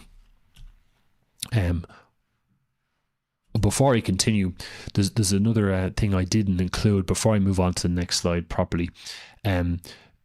Tony Blair and Gordon Brown, I put this in the book, these were British prime ministers, both made statements in the 90s and in the noughties talking about a new world order. And everyone thought, oh, a new world order, the elites. But it went over people's heads that they were Fabians, you know. And people start talking about the international bankers, and they start going off the deep end. They completely missed the reference. It's just international communism. That's all it is. There's something else I forgot to include. I just realized I didn't include it. The Fabian coat of arms is a wolf in sheep's clothing, but their logo was a tortoise. A tortoise, right? Why? Because a tortoise moves really slowly, right? The Fabians are not in a rush to take over. They gradually make progress like a walking tortoise.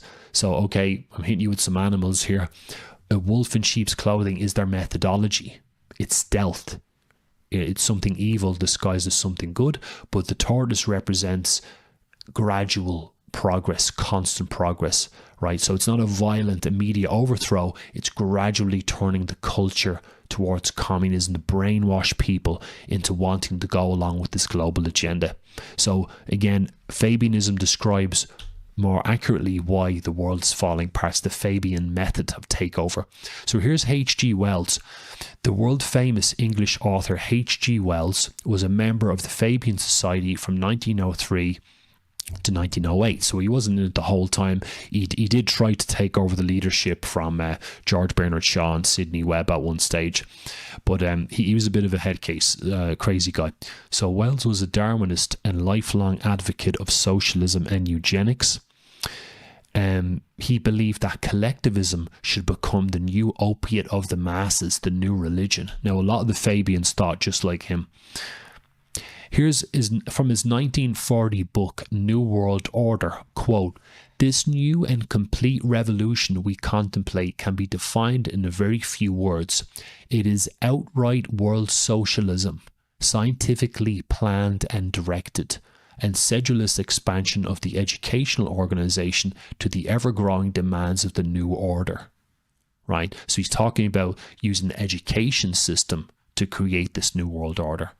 right? And the idea of scientifically planned, that comes from, you know, scientific socialism and so on, that this is a scientific method of creating a better world, a better society, a utopia.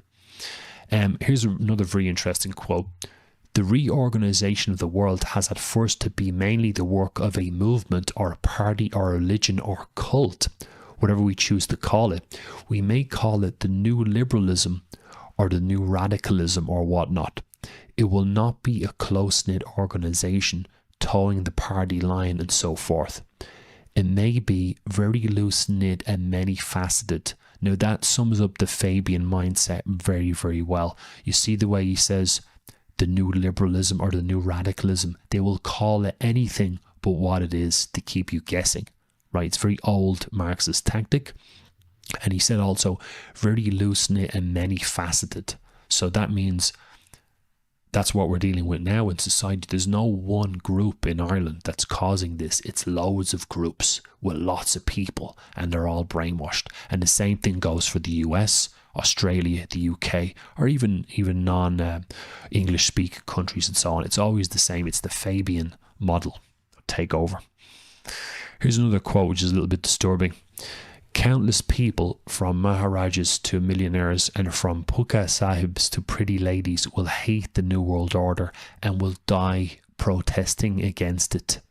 When we attempt to estimate its promise, we have to bear in mind the distress of a generation or so of malcontents. So even back then, he's talking about how people are going to try to fight back and people are going to die because, you know, they're trying to fight back from the system. Now, I don't think I included any G.B. Shaw quotes, which I should have, but George Bernard Shaw was another psychopath, degenerate eugenicist who he believed a lot of people needed to die to build this new socialist utopia, this new world order.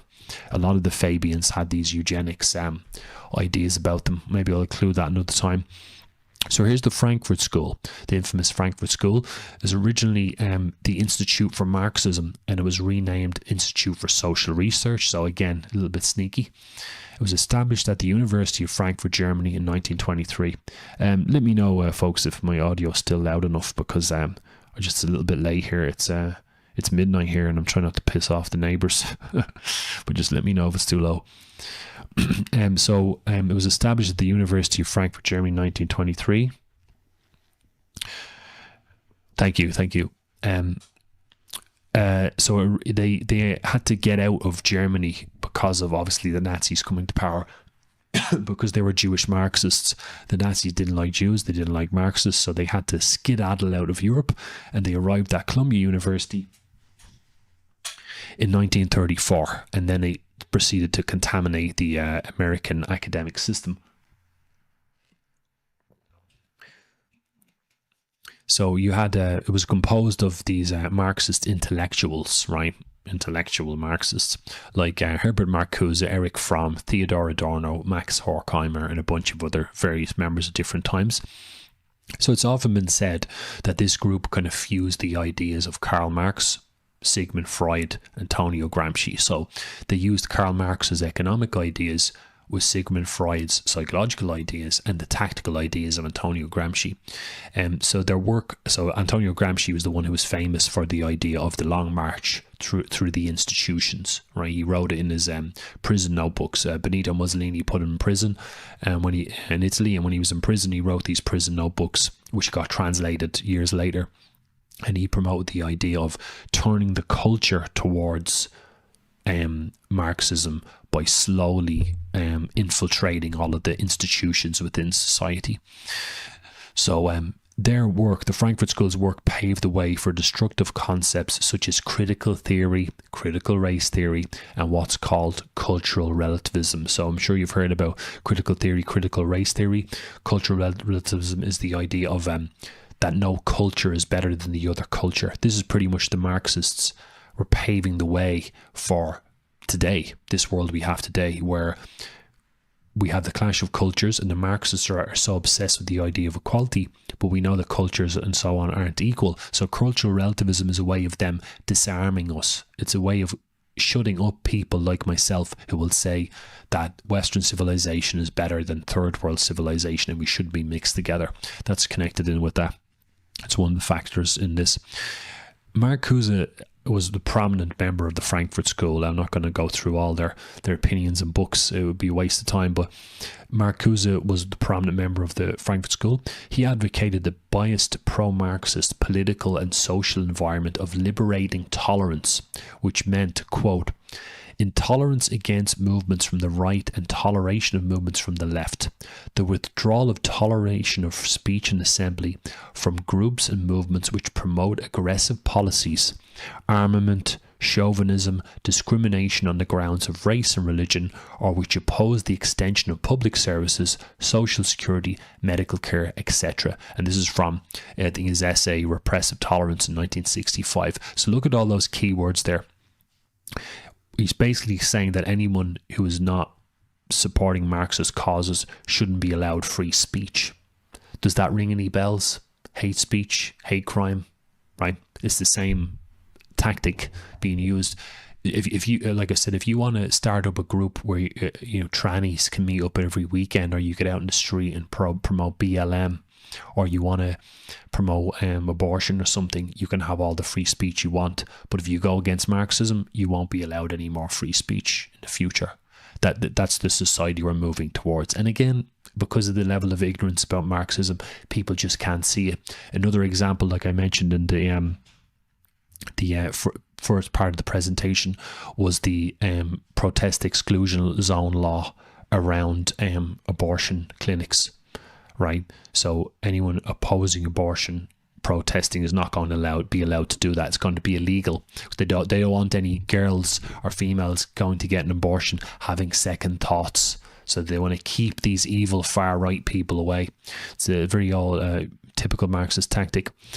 So Marcuse said this as well: one can rightfully speak of a cultural revolution since the protest is directed toward the whole cultural establishment. Here's the key part: the traditional idea of revolution and the traditional strategy of revolution has ended. These ideas are old-fashioned. What we must undertake is a type of diffuse and dispersed disintegration of the system. So that's sneaky talk, right? He's saying that the old way of revolution is done. We need to have a new way where we kind of wiggle in there, right? Diffuse and disperse, disintegration. So they're trying to break up the system, right, with subversive means. He said that in 1937. Now, I mentioned the Frankfurt School, I mentioned Gramsci, Marcuse. They're all part of the cult. They all want this globalist communist revolution, but they're contributing towards it in different ways. And the movement as a whole has been progressively learning.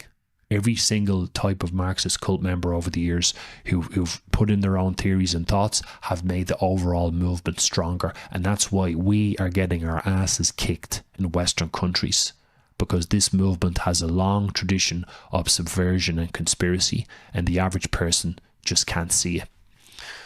So now, neo-Marxists like Marcuse gave up on the traditional class struggle concept of the rich against the poor, or the bourgeoisie and the proletariat, because the working class were now too comfortable within the capitalist system. So they still want their revolution. So how could they do this? So to find a replacement for the working class, Marcuse suggested creating oppressed classes throughout society, which provided the activist revolutionary element. So they needed new people to fit that role of the oppressed, because without the oppressed, you can't have revolution. Somebody needs to feel like they're being oppressed to make all this revolution work. He suggested that this could be a coalition of various oppressed groups. Lovely. Quote, the substratum of the outcasts and outsiders, the exploited and persecuted of other races and other colours, the unemployed and the unemployable, etc. That's just one of the quotes from One Dimensional Man. So here's another important element of Marxism in the book that I mentioned called postmodernism, right? So here's a quote from Dr. Michael Sugrue. This is from his presentation entitled Jean-François Lyotard, The Postmodern Condition. Quote, postmodernism generates a philosophy of resistance, of negation. It is not a logically coherent system. It is systematic distrust, organized skepticism, systematic suspicion, which is an excellent summary of what it is. So there's another intellectual outgrowth of Marxism. So again, we're back to the same thing. These are not, they're not commie soldiers. They're not workers with the pitchforks. These are fucking academics, right? They're one of the worst perpetrators of this ideology we've ever had. So a form of philosophy which emerged later in the 19th century, the late 1800s. This postmodernism challenged previously held common philosophical perspectives formulated during previous centuries in the areas of science, identity and culture, linguistics, history, etc. Basically, the Enlightenment ideas of the 17th and 18th centuries. So it challenged these old ideas, right? It was pushed by French cult member intellectuals via academia. People like, you can see the pictures from going clockwise from the top left is Jean-François Lyotard, Jacques Derrida, Michel Foucault, and Jean-Paul Sartre. These are like some of the main characters involved, but there was loads of them. And these are French academics, and all of them, most of them were engaged in Marxist activism, at least in their youth. They kind of calmed down when they got older. Michel Foucault, that degenerate freak, he was an activist for most of his life. It claims that postmodernism claims that human behavior is programmed primarily through social conditioning as opposed to human nature. For example, gender is a social construct, right? It pushes the idea of subjectivism rather than objectivism. So, for example, my truth, you hear people saying my truth. It's all about what you personally think is real, right? Another example is when people say, I prefer not to see it that way, right? Everyone said that at some stage in their life. That's kind of the postmodern cultural influence. So it basically, postmodernism says there's no such things as universal truth or logic or reason, right? There's no standard that we all have to live up to when it comes to intelligence or logic.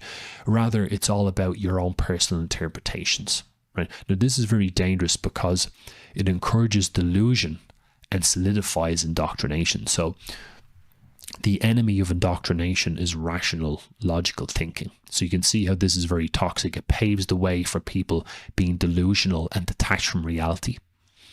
So moving on to some observations about Marxism in general. Is this a cult? Right. So why do I say it's a cult? So the word cult from the Latin cultus, which means worship, and the word colere meaning cultivate.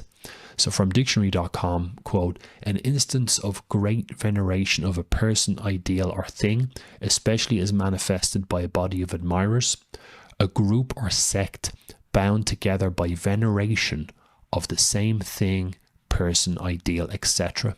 A group having a sacred ideology and a set of rights. No worries. Thanks, Fanula. Thanks for your help earlier. Appreciate it. A group or sect. So a group having a sacred ideology and a set of rights centering around their sacred symbols. A religion or sect considered to be false, unorthodox, or extremist. Right. So what are the attributes of a cult? So, sorry, the image in the last slide was Vladimir Lenin, Leon Trotsky, Marx, and I forget the last one. I think Stalin. So attributes of a cult, right? So think of the stereotypes of what a cult is. A cult is often a group that has a superiority complex, has a strong sense of fraternity or love amongst its members that does not apply to those outside. So they feel good together. They make each other feel good in their movement. It gives them this weird kind of sense of love when they're together with other Marxist activists. They love each other in a really fucked up way, right? Also, the cult group has delusions of grandeur, which appeals to the delusions of grandeur of the individuals composing it. So they have these ideas, these great ideas that they are great people and they have some sort of amazing purpose. So cults often, they feels it's fighting for some sort of important unresolved issue that the world must be made aware of, or some other lofty purpose, right? So they have this amazing goal. They're going to fix the world like no one has before. They are the special ones who are going to save us all from ourselves, right? That's the part of their thinking. right? A cult is often revolutionary in nature. They want to influence or change the world somehow. So they don't just have, ideas that they can change the world. They're willing to actually do something and put it into action. They want revolution. They want change. So this is another reason why it's a cult, right? So Marxist cult members show great veneration for certain historical personalities and hold them aloft as quasi-prophets. So they're almost treated like prophets. So on the left, you've got Karl Marx, who's revered as some sort of a genius, economist, sociologist, and all this bullshit, where he's really a pretty useless man. And he wasn't even good at what he wrote about. He wasn't very as knowledgeable as people think, or as accurate or prophetic or correct. Then you've got Vladimir Lenin, another contender for the worst scumbag of all time. He was arguably worse than Marx because he actually put some of the theories into practice in a way, and physically himself created a situation where a lot of people died and suffered. You've got Leon Trotsky, another scumbag. He was revered as some sort of a god in Trotskyism. He was later assassinated by Stalin in Mexico. You've also got Ernesto Che Guevara, the Argentinian cult member, who is revered as kind of a god and a symbol for revolution. He's another sociopath, rapist and murderer. You've also got Mao Zedong as well, another probably the worst commie scumbag of all time, killed tens of millions of his own people, and he's still regarded as some sort of a prophet or a superhuman man. It's really despicable. yeah, exactly. I don't know if it was a nice pick or a nice axe. I can't remember, but it wasn't nice anyway. But yeah, well spotted. So here's the clenched fist, right? The clenched fist is the symbol. So you see this a lot with Marxists, the old clenched fist, right? And that's where, again, they're actually telling us the way they talk, the way they act, their symbols, the colours, and their gestures tell us that they're Marxists. So in the top left, you can see Free Palestine, got the clenched fist. The next one is labour unions, the workers' general strike. The kind of rose, I think, is the Socialist International or the Progressive International. I can't remember. You can see it's a red rose with a fist in the middle, right? And the one on the right, I just put that in because I thought it was funny. It's the bi fist, so bisexual people, fisting each other. And the bottom right, you've got the another clenched fist movie festival. You've got an eco clenched fist for the climate change movement, Black Lives Matter, of course, and then feminism as well. Of course, same thing, clenched fist. So the top left, you can see Palestinian rights in London march. It's clenched fist again, Free Palestine. Top center is Black Lives Matter. And top right was those American athletes at the Olympics. Can't remember the year, but they're doing the Black Power, like the Black Panthers clenched fist. I realize, I know you can't see me when I do that. I'll put my hand there. So they're clenched fist, okay? The bottom left is, I think there are a bunch of workers striking in Manchester, probably in the 60s or something.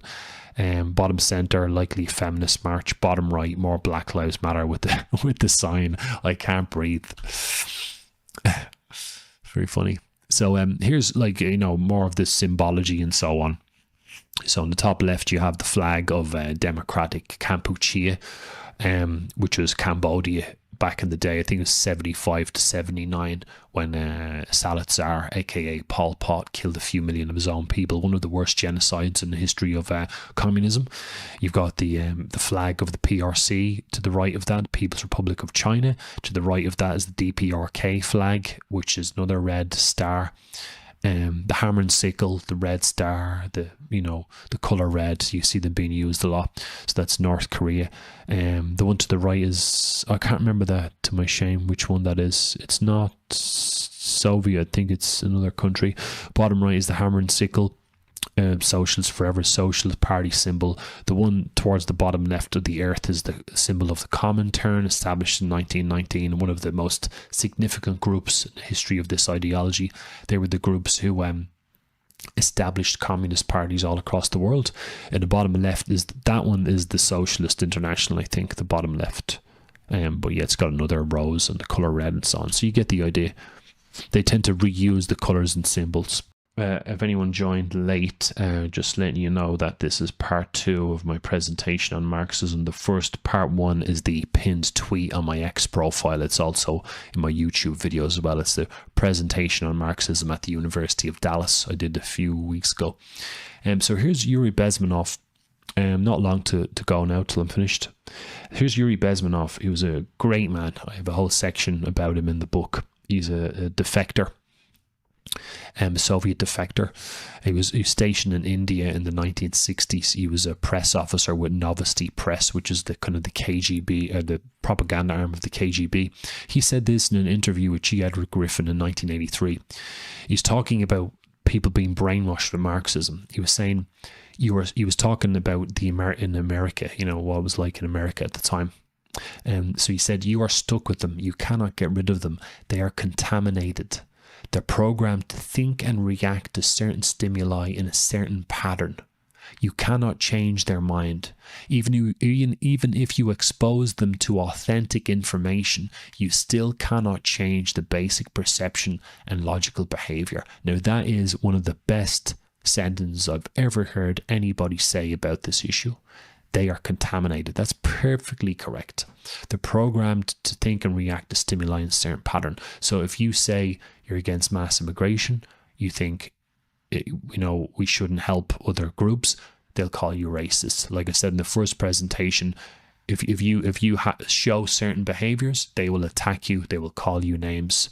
They're programmed to react to certain stimuli in a certain pattern. So that is prophetic words from Yuri Bezmenov. Here's another one from the same interview in 1983. He was talking about ideological subversion, which was the Soviet method for infecting countries with Marxism. And I quote, what ideological subversion basically means is to change the perception of reality of every American, or pick your own country, of every Irish person, to such an extent that despite the abundance of information, no one is able to come to sensible conclusions in the interests of defending themselves, their families, their community, and their country. Right? Now that sums up why in Ireland right now people can't get organised and they still don't know what they're dealing with. They're fighting a globalist, communist, New World Order system. But people are confused because they're demoralised and they've got all these silly ideas and they don't know what they're dealing with. They can't get organised. No one can come to sensible conclusions in the interests of defending their nation, pretty much. So he said that back in 1983. So it's just over 40 years ago. When it comes to the indoctrination, it's a sliding scale. Right? People can be indoctrinated to different degrees. Someone can be severely indoctrinated or slightly indoctrinated. So you see in the image there, you can see, a little kid being brainwashed with climate change. You could argue is probably only mildly indoctrinated. And you've got a vegan there who's a little bit, you've got a fascist, anti-fascist who are a little bit more extreme. And you've got members of the People's Liberation Army in China, the Chinese army, are probably a little bit more indoctrinated. So it's a sliding scale. People are indoctrinated to different degrees. That's part of the problem we're dealing with, unfortunately. Now, I apologise, some of these slides aren't finished because I kind of put them together in a rush. So you can see, to the left, people casually protesting in a trans rights march probably aren't as bad as a full-on feminist. And then look on the far right, I just put that in for a laugh. That's Fat Boy Kim Jong-un, the commie dictator of North Korea, with these females hanging off him, hysterical, like they're meeting some sort of a god. This is part of the problem we're dealing with. People can be indoctrinated to different levels. Here's another quote from Bezmenov. Understand what's going on around you. You are in a state of war and you have precious little time to save yourself. And he said that in 1983. Because people were saying back then that he was saying people think they're in the peacetime, but they're not. They're actually in a war. We've always been at war with communism for over 100 years. There's never been a peacetime. So here's just add-ons to what I said in the last presentation, that Marxism is AIDS for countries. Marxism destroys countries. Here's a quote from the chess legend and political activist Garry Kasparov, from his book Winter is Coming in 2015. Quote, communism is like an autoimmune disorder. It doesn't do the killing itself, but it weakens the system so much that the victim is left helpless and unable to fight off anything else. It's quite an interesting analogy. We're talking about countries. So the ideology of Marxism does to nations what the HIV virus can do to the human body. Now, not everything to do with Marxism is about class struggle, like we were talking about earlier, oppressor versus oppressed. In my opinion, one of the worst things Marxism does is that it destroys patriotism, it destroys countries. It's anti-patriotism, essentially, right? So it's not the actual virus that kills a person when it comes to HIV. However, it may neutralize the immune system when rendering it ineffective. A HIV plus person may be diagnosed with acquired immunodeficiency syndrome or AIDS. A person can then die of multiple causes that would, under normal circumstances, be dealt with by the immune system. So essentially, an ineffective immune system leads to a weakened, vulnerable organism, right? So imagine countries as being organisms.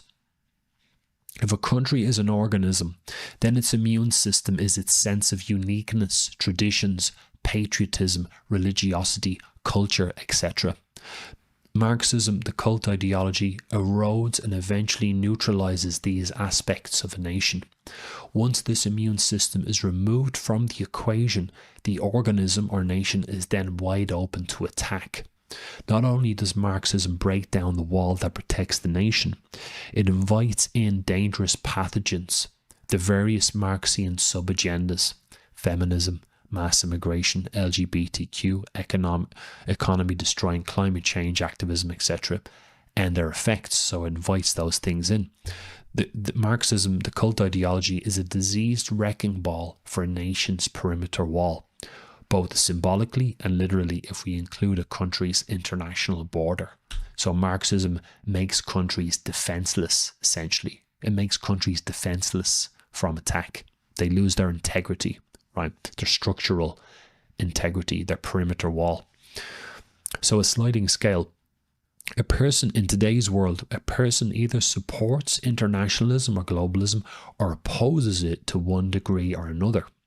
At this time, this is all that matters when we are judging people on political, geopolitical, sociological, or bigger picture issues, right?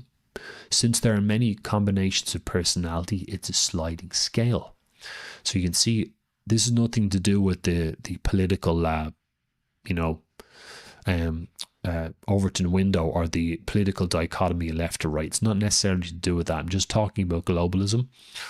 But you can see in the scale on the left, those supporting internationalist globalism, and those on the right, those opposing internationalist globalism, and all the variations in between. So everyone you know, including yourself, is somewhere on that scale. I am extremely on the far right in this scale. This is my only purpose, is to oppose this globalist system. There's all these different everybody in society fits somewhere on this. You're either against this or you're for it to one degree or another. And at the bottom, of course, globalism is internationalist, totalitarian, revolutionary Marxism. It's all the same thing. It's all about world domination, right?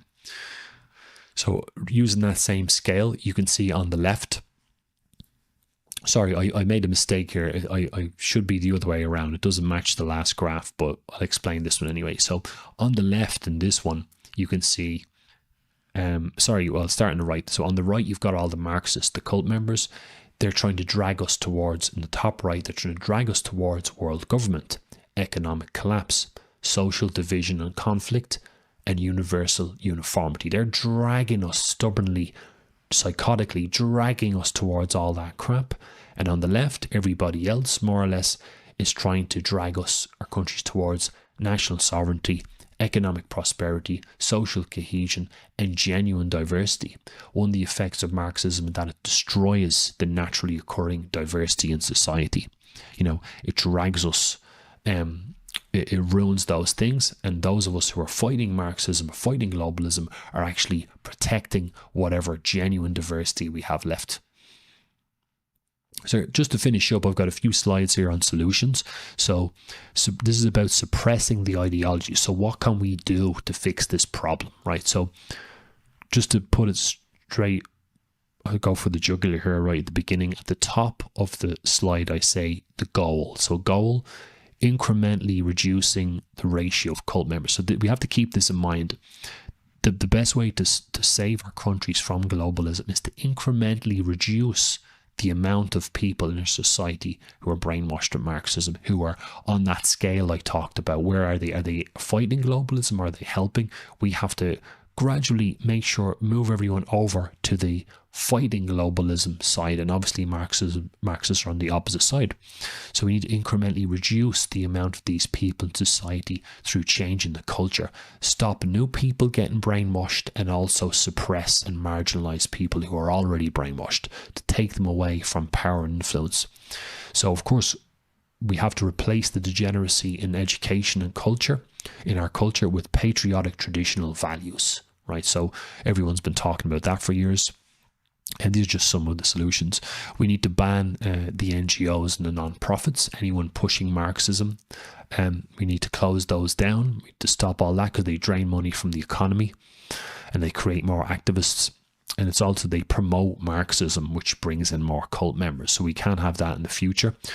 We need to, when it comes to education, we could ban Marxism being taught in universities. It cannot be allowed to continue where young impressionable minds are being brainwashed in schools. It might be primary school, secondary school, or high school, or university. At any level, we need to make sure that this stops. Or another option is that we could still teach Marxism, but teach it in a critical way and expose it for what it is, so people have the knowledge go out. So I would love to be part of an initiative like that in Ireland or in any other Western country, to actually to educate people on and keep them immune from this ideology and raise awareness about it, which is the opposite to what's been done to now, where it's been taught in a positive light.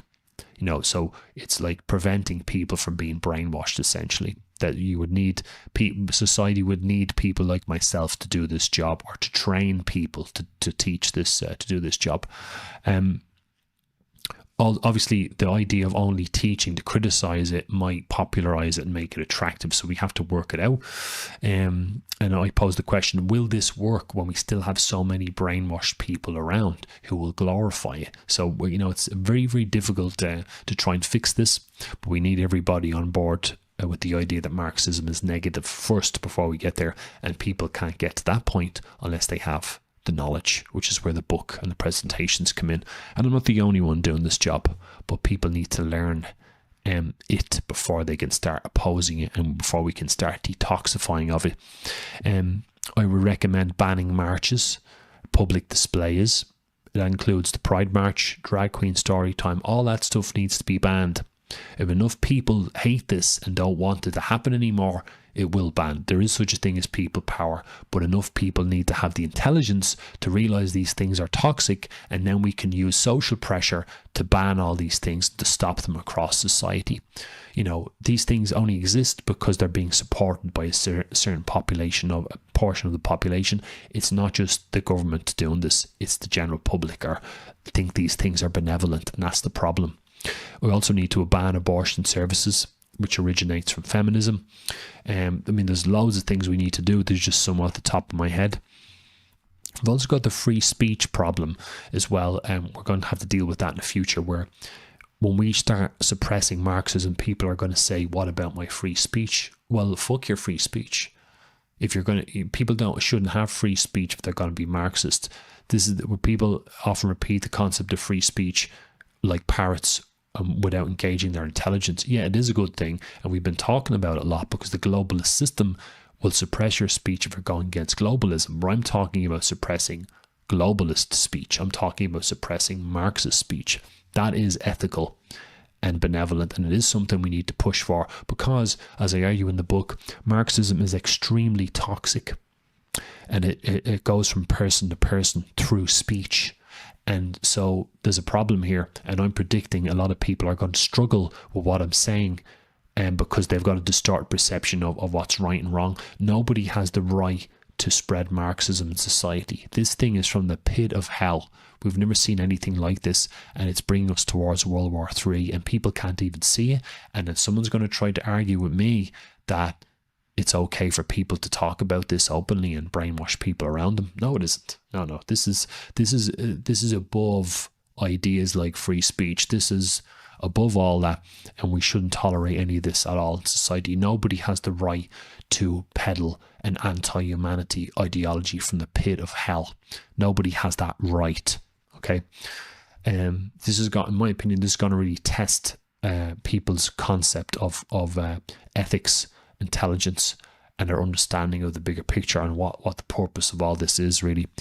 There's also the human rights problem. So this is another thing that Marxists are going to do. People are brainwashed. They're going to start crying about their human rights when they start taking their rights away because they're causing trouble. So, for example, the trans activists might say their human rights are being infringed upon because they're not allowed to teach in schools, or not allowed to march in the street and so on. But if we let them do it, they're bringing more people into the movement and normalizing it, which can't be. We can't accept that. Not at this stage of the game. And actually, Yuri Bezmenov, who I mentioned earlier, he advocated us taking away people's rights who are being Marxists. He said the alternative to that is that you're going to end up with civil war or societal breakdown. So you can either do it the nice way and be a little bit firm on these people and take away their rights and follow some of the recommendations I've made, or you can give them their freedom to be psychotic and to ruin society, and then you end up back in this situation we're in now, which isn't intelligent or noble. And I think I'm going to really struggle getting this point across to people that one of the best ways to do it in the future is to suppress people's rights if they're going to be psychotic Marxist activists. I think some people are going to struggle with that, to be honest. So the role of parents is really important. So parents need to beware of anyone working with or on behalf of the state. So those in educational or influential capacity, the odds are high that they've received a contaminated Marxist education, which they will then pass on to your children. So we need to keep an eye on anyone else our parents need to keep an eye on anyone else who could influence their child. This can come from friends, relations, co-workers, teammates at sports, and let's not forget the media, entertainment, social media influences. So society is full of people who can contaminate your kids with Marxism, and we need to stop. We need to somehow fix that, right? So there's a parent there reading his kid the Communist Manifesto, but this is a really difficult situation that, unfortunately, we need to find a way of keeping our kids separate from this indoctrination, or we can just forget about the whole thing. That the world is going to just go down to the toilet, and there's nothing we can do to stop it if we keep allowing Marxists to brainwash kids. Right now, how do we fix this? Parents need to be educated about Marxism. If they're not educated about Marxism, they're not going to be able to keep their kids insulated from Marxism. It's just basic logic. That's why one of the target groups of the book was parents.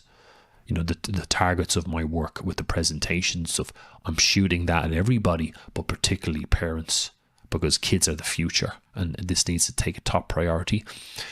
Talking about politics and elections and all that stuff isn't going to matter at all if every day like that new people are being brainwashed into joining the Marxist cult through schools and so on.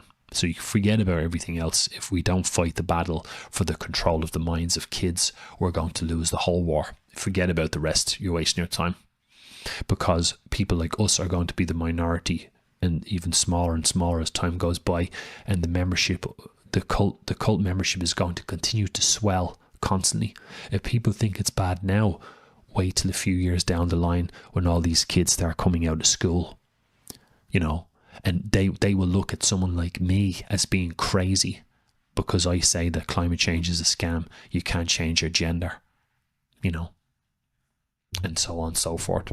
Or I don't agree with feminism. They will look at me like I'm psychotic. But they're the ones who are fucked up in the head, So people think it's bad now. You think it's dystopia now. Wait till a few years down the line when all these kids start coming out of school and graduating from college with their spaghetti logic brains, with no conscience. One of the things that Marxism does is it amputates people's conscience. if they had one in the first place. It takes away their sense of right and wrong. So for parents, suspicion is required. Everyone must be vetted. So parents need to vet everyone around their kids. They need to vet everyone for Marxist indoctrination before they are allowed contact with the young. This is a really difficult task. A person, parent or not, needs to understand the ideology cult, Marxism, sufficiently in order to identify who's a cult member and who isn't. So people need to get good at figuring out who's brainwashed and who isn't, right? Everyone needs this. This is a new life skill now we all need. Parents must devote some time to studying and understanding this subject. So that's a give. It's a mandatory now. Every parent needs to study this subject. And I know it's difficult because when you're a parent, you gotta work, you gotta look after the kids, you gotta make sure they're fed, clothed, watered, they've got a social life. You give them emotional support, financially support them, feed them and look after them for years. Depending on the kid, it could be almost the first 20 years of their life. In addition to all of that, you need to keep them safe from Marxism. It's a really difficult time for people to have kids. So here's some of the problems. I'm almost finished. So here's some of the problems I run into when I'm teaching this subject, right? No worries, Philip. Appreciate it. Thank you. And make sure you check out the first part if you haven't seen it. It's my pinned tweet on X, and it's also another, it's on my YouTube page here. Part 1 of the presentation is the live one at the University of Dallas. So here's some of the problems I deal with when I'm teaching this or when I'm talking about this issue, right? It's very, very frustrating, right? Because this is why this is the biggest problem in the world, and it's very old. It's not new, but yet we still haven't fixed it because people's approaches have been wrong. So I've got a new approach to an old problem, right? And these are some of the challenges I have to deal with, right? So the top one there, some people focus on the totalitarian communist regimes of the past, or the Marxist-Lenin regimes of the past, like, the Soviet Union, Red China, Pol Pot. When I say Marxism, they want to talk about all that stuff. Now, those things aren't bad.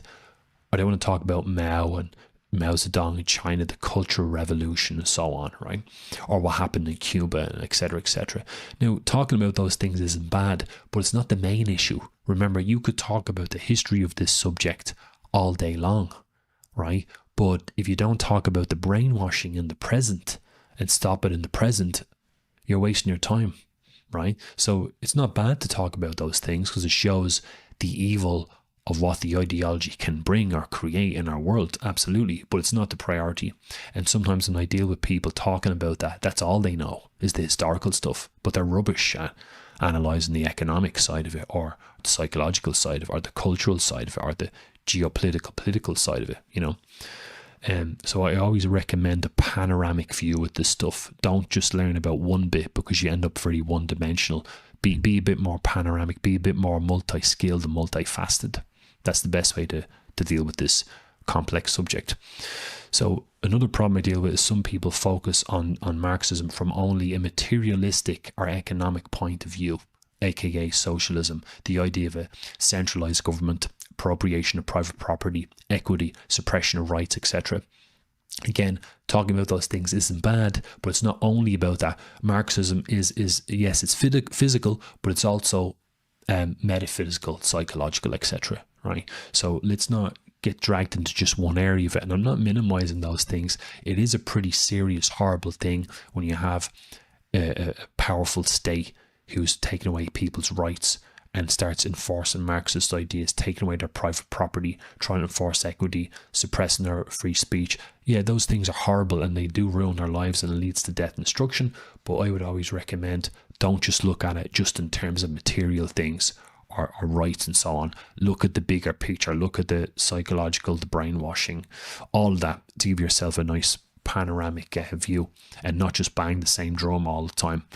The ideology itself is multifaceted, so we should be the same in our analysis, I believe. Here's another one, Zionism and the Jews. Right? This is a big problem. I deal with this all the time. There's an erroneous the myth that the Jews create communism, and whenever I bring up this subject, people want to start talking about the Jews. This is a really bad habit, because if you look at a country like Ireland, it's Irish people brainwashed with this ideology who've been mostly responsible for destroying Ireland, and continue to do so. And it must be less than 1% of them are Jewish, probably, maybe even less than that. So this idea of blaming Zionism, the Jews, they create communism, is a distortion of the facts. Communism doesn't come from the Jews. The vast majority of people pushing this ideology at all levels are not Jewish. And people bring up examples like the Bolsheviks. They're mostly Jewish. Wasn't as many Jews in the Bolshevik regime as people think. They'll always bring up the Frankfurt School. Yes, they were all Jewish, but they were Marxist Jews. Not all Jews are the same, you see. It's a big complex subject, but as you can see here what I wrote, what it results in, the Fabian Society are one of the more powerful Fabian groups. They weren't Jewish at all. Karl Marx was Jewish.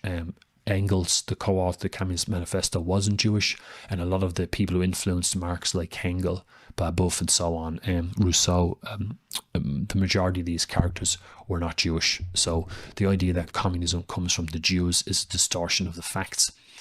But also it leads to the point as well, who do you blame more? People who embody the ideology today in your country, or somebody who died 200 years ago?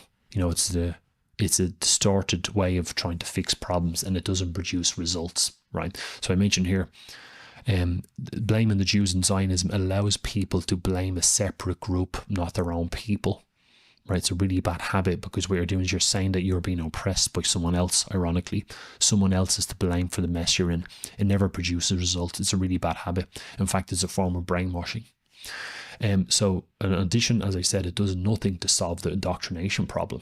So there are hundreds of thousands of people in Ireland brainwashed with Marxism. A friend of mine put the estimate at 500,000. It could be higher than that, of people brainwashed with this. I don't really know. I'd have to look. You'd have to interview everyone to see where they are. But Ireland is a highly brainwashed place, like a lot of Western countries, and trying to blame some other group doesn't fix the issue at all.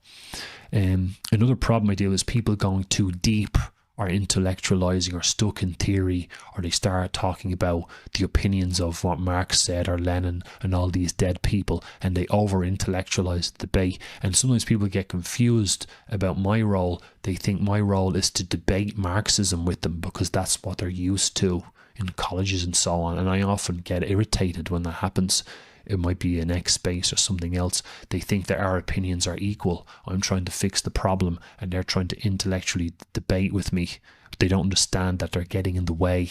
And this is why Marxism is destroying the world, because we have all these people with big egos who want to just talk all day, and they're not actually interested in solving problems. It drives me mental. And you're going to notice that yourself if you want to get into this. People get stuck in the theory and in the past, or in opinions. They put their egos above what's right, which is a real shame and a real problem. Another problem group is Christians as well, surprisingly. And I deal with this sometimes because as I talk about in the book, there's a whole section in my book where I talk about the importance of Christianity. It's one of the pillars of the West, like capitalism, Christianity, culture are the pillars of the West, and Marxism destroys them. Christianity is an important part of the West. I'm not a Christian myself, but I would defend Christianity myself. And I often say that Marxism is Satanism repackaged, right? It's an anti-humanity ideology, as I mentioned. But the problem with Christians, I notice, is that some Christians feel that all they have to do is have faith and pray, and that's going to fix everything, or to be Christian. I disagree with that, right? It's a common mistake. So sometimes some people can insinuate that having faith is more important than understanding Marxism. That's not true, because again, that does nothing to fix the problem of indoctrination in society, right? And that's like with any belief system. People tend to gravitate towards their own beliefs, and I noticed this with American spaces in particular, when there'll be like hundreds of people listening. It's not like the Irish spaces, there'll be like a few hundred people listening, or 1,000 people listening, or whatever, and there'll be a big emphasis on Christianity. And I hear them talking, it tends to become an echo chamber where they just start talking about their faith and being Christian. But it's just an echo chamber, not actually learning anything, and they switch off, and I don't think they have to listen to me or analysts like me about Marxism. That's a mistake. As I often point out, God never stepped in to stop communism killing all those people, and included Christians, This is not an insult to Christianity or to God, but the idea that God is going to step in and fix this problem for us is not true, right? So we have to do this ourselves, and logically speaking, having faith and praying, being Christian, is not going to stop Marxism, and never will. And this other idea as well of people saying that we need to go back to Christianity,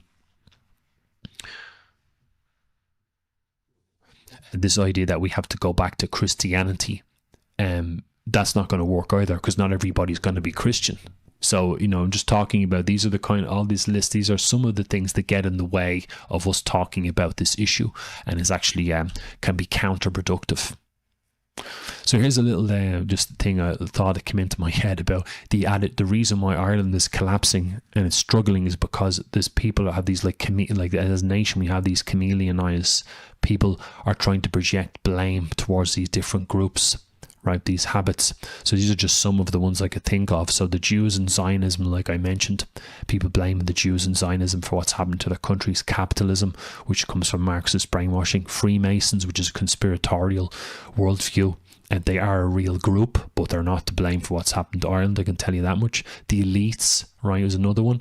Now, by the way, a lot of the internationalist bankers, globalist types, ideologically speaking, they're Marxist. People can be rich billionaires and still be Marxist, like a George Soros type, right? Now, a Marxist will come along and say, yeah, George Soros, and they might say he's evil. Some of them might, right?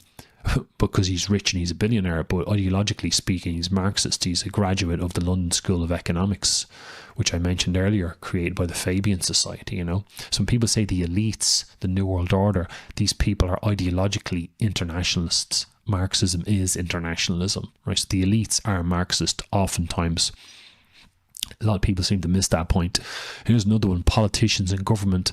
Yes, the Irish government, like a lot of Western governments, is full of degenerates and traitors who deserve life in prison, right? But again, constantly blaming the government for what's happened to the country doesn't really produce results, because remember, the government's a reflection of the people. People in Ireland have sleepwalked into this nightmare because we are all distracted and we let all these crazy fanatics get into power and start directing the country's affairs, and now we don't like the results. So again, it's back to the victimhood thing. Someone else is to blame for our situation. So everyone in Ireland, like all the other Western countries, all that drinking, partying, doing drugs, getting wrapped up in watching the sports, the reality TV programs, having your head up your ass in general, being wrapped up in your own emotional problems, being absorbed with making money or other stuff that's distracted you. Remember, while you've been alive all of your life, this ideology, this agenda, this world control agenda is older than you, whoever you are watching. Even if you're 110 years old, it's still older than you. So what were you doing your whole life? Where have you been? The same thing applies to me. Where have we all been when this thing has been built around us? Everyone's been distracted and caught up in their own bullshit. Now, the very young have an excuse because, when you're young and you're just kind of figuring things out. But what about all the people who are a bit older? What have they been doing? What have they learned? How come they have not seen this earlier? Another one, the bottom right there, is the international bankers. Now, there's not just only one group or a certain type of individual to blame, but I'm just saying that people constantly apportion the blame to things outside themselves that they can't control. But what we can control is who around us in our society is brainwashed to go along with internationalism. That's actually something that can produce results. That's why I advocate us looking at that rather than putting the blame everywhere else. So here's from Karl Marx's tombstone from his where he's buried in Highgate Cemetery in London. This is one of his quotes. So I think it's one of his quotes. The philosophers have only interpreted the world in various ways. The point, however, is to change it, right? So that's like a wow, wonderful, wise statement from Marx. Yeah, that's a very interesting idea, but you should know what the fuck you're doing. So this is a major problem with us dealing with kids brainwashed with Marxism. The young should just live their lives a bit first before they think about trying to change the world. Young people in particular are in no position to change society. They can barely even control themselves. They're not mature enough to. But this kind of message here on this tombstone is what's being pushed through the universities and through the culture. They're trying to get little kids you know, with single digit ages, 8 and 9 years old, to be revolutionaries and take over the world. So it's a major problem. But this notion is, you know, to add on to this, if you're going to try and impact on the world, you better know what you're doing, otherwise you're going to make a mess. And Marxism, from this point of view, is a prolifically failing ideology. And the kind of people brainwashed with Marxism are in no position to try to dictate the world's affairs. I think I'm pretty much at the end here, folks.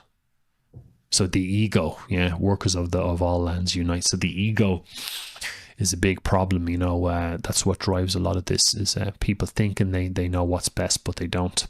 But there's so much more we can say about that. I think I'm at the end. Yeah, that's the last slide. So anyway, folks, I think I'm going to leave it there because it's getting quite late. I want to grab a late supper. But thanks for watching. If anyone is still listening, I'd highly recommend you check out the first video, which is the pinned tweet on my X profile. It's about 56 minutes long for the presentation only, and about 1 hour and 40 minutes for the whole thing if you want to watch the Q&A. There's also you can find the YouTube version here on YouTube as well. And what else? My website is resolvingor.com. And so resolving R for Romeo, just the letter R, so R for Romeo, resolvingor.com. And there's a page there about the book Red Pandemic, The Global Marxist Cult. I would urge you to grab a copy. You can grab a copy on Amazon, Barnes & Noble, depending on where you are in the world. If you're in Ireland, the UK, or Western Europe or whatever, you could just order straight from the publisher, Omnia Veritas. But all the links are on my website, resolvingor.com. So anyone listening back, watching this back, do us a favor and share these around, just to kind of reach as many people as possible. You know, I know everyone's a lot of people are too busy to read the book or lazy or whatever, but the presentations do a lot to at least give some more knowledge and get the message out there. Because remember that the more we understand Marxism, the more we can suppress it, the more we can oppose globalism, the more we can allow patriotism to rise and stop all this degeneracy and save our countries, you know. So I consider this stuff as being like a training course for patriots or anti-globalists or nationalists, whatever you want, or libertarians, whatever you want to call yourself. This is a training course to bring people up to speed on this ideology, because whoever you are, whatever you believe in, if you have a conscience, opposing Marxism should be on your to-do list, shall we say. But thank you very much, folks, and thanks for your support, Lamb Chop, as well. Just losing my voice. Shit, perfect timing. But yeah, thanks very much for watching, folks, and thanks for the sound checks and so on earlier. So I'm going to end the stream here, but I'll probably do another one soon. But thanks very much for watching, and I will see you all in the next one. Thank you very much. Thank you.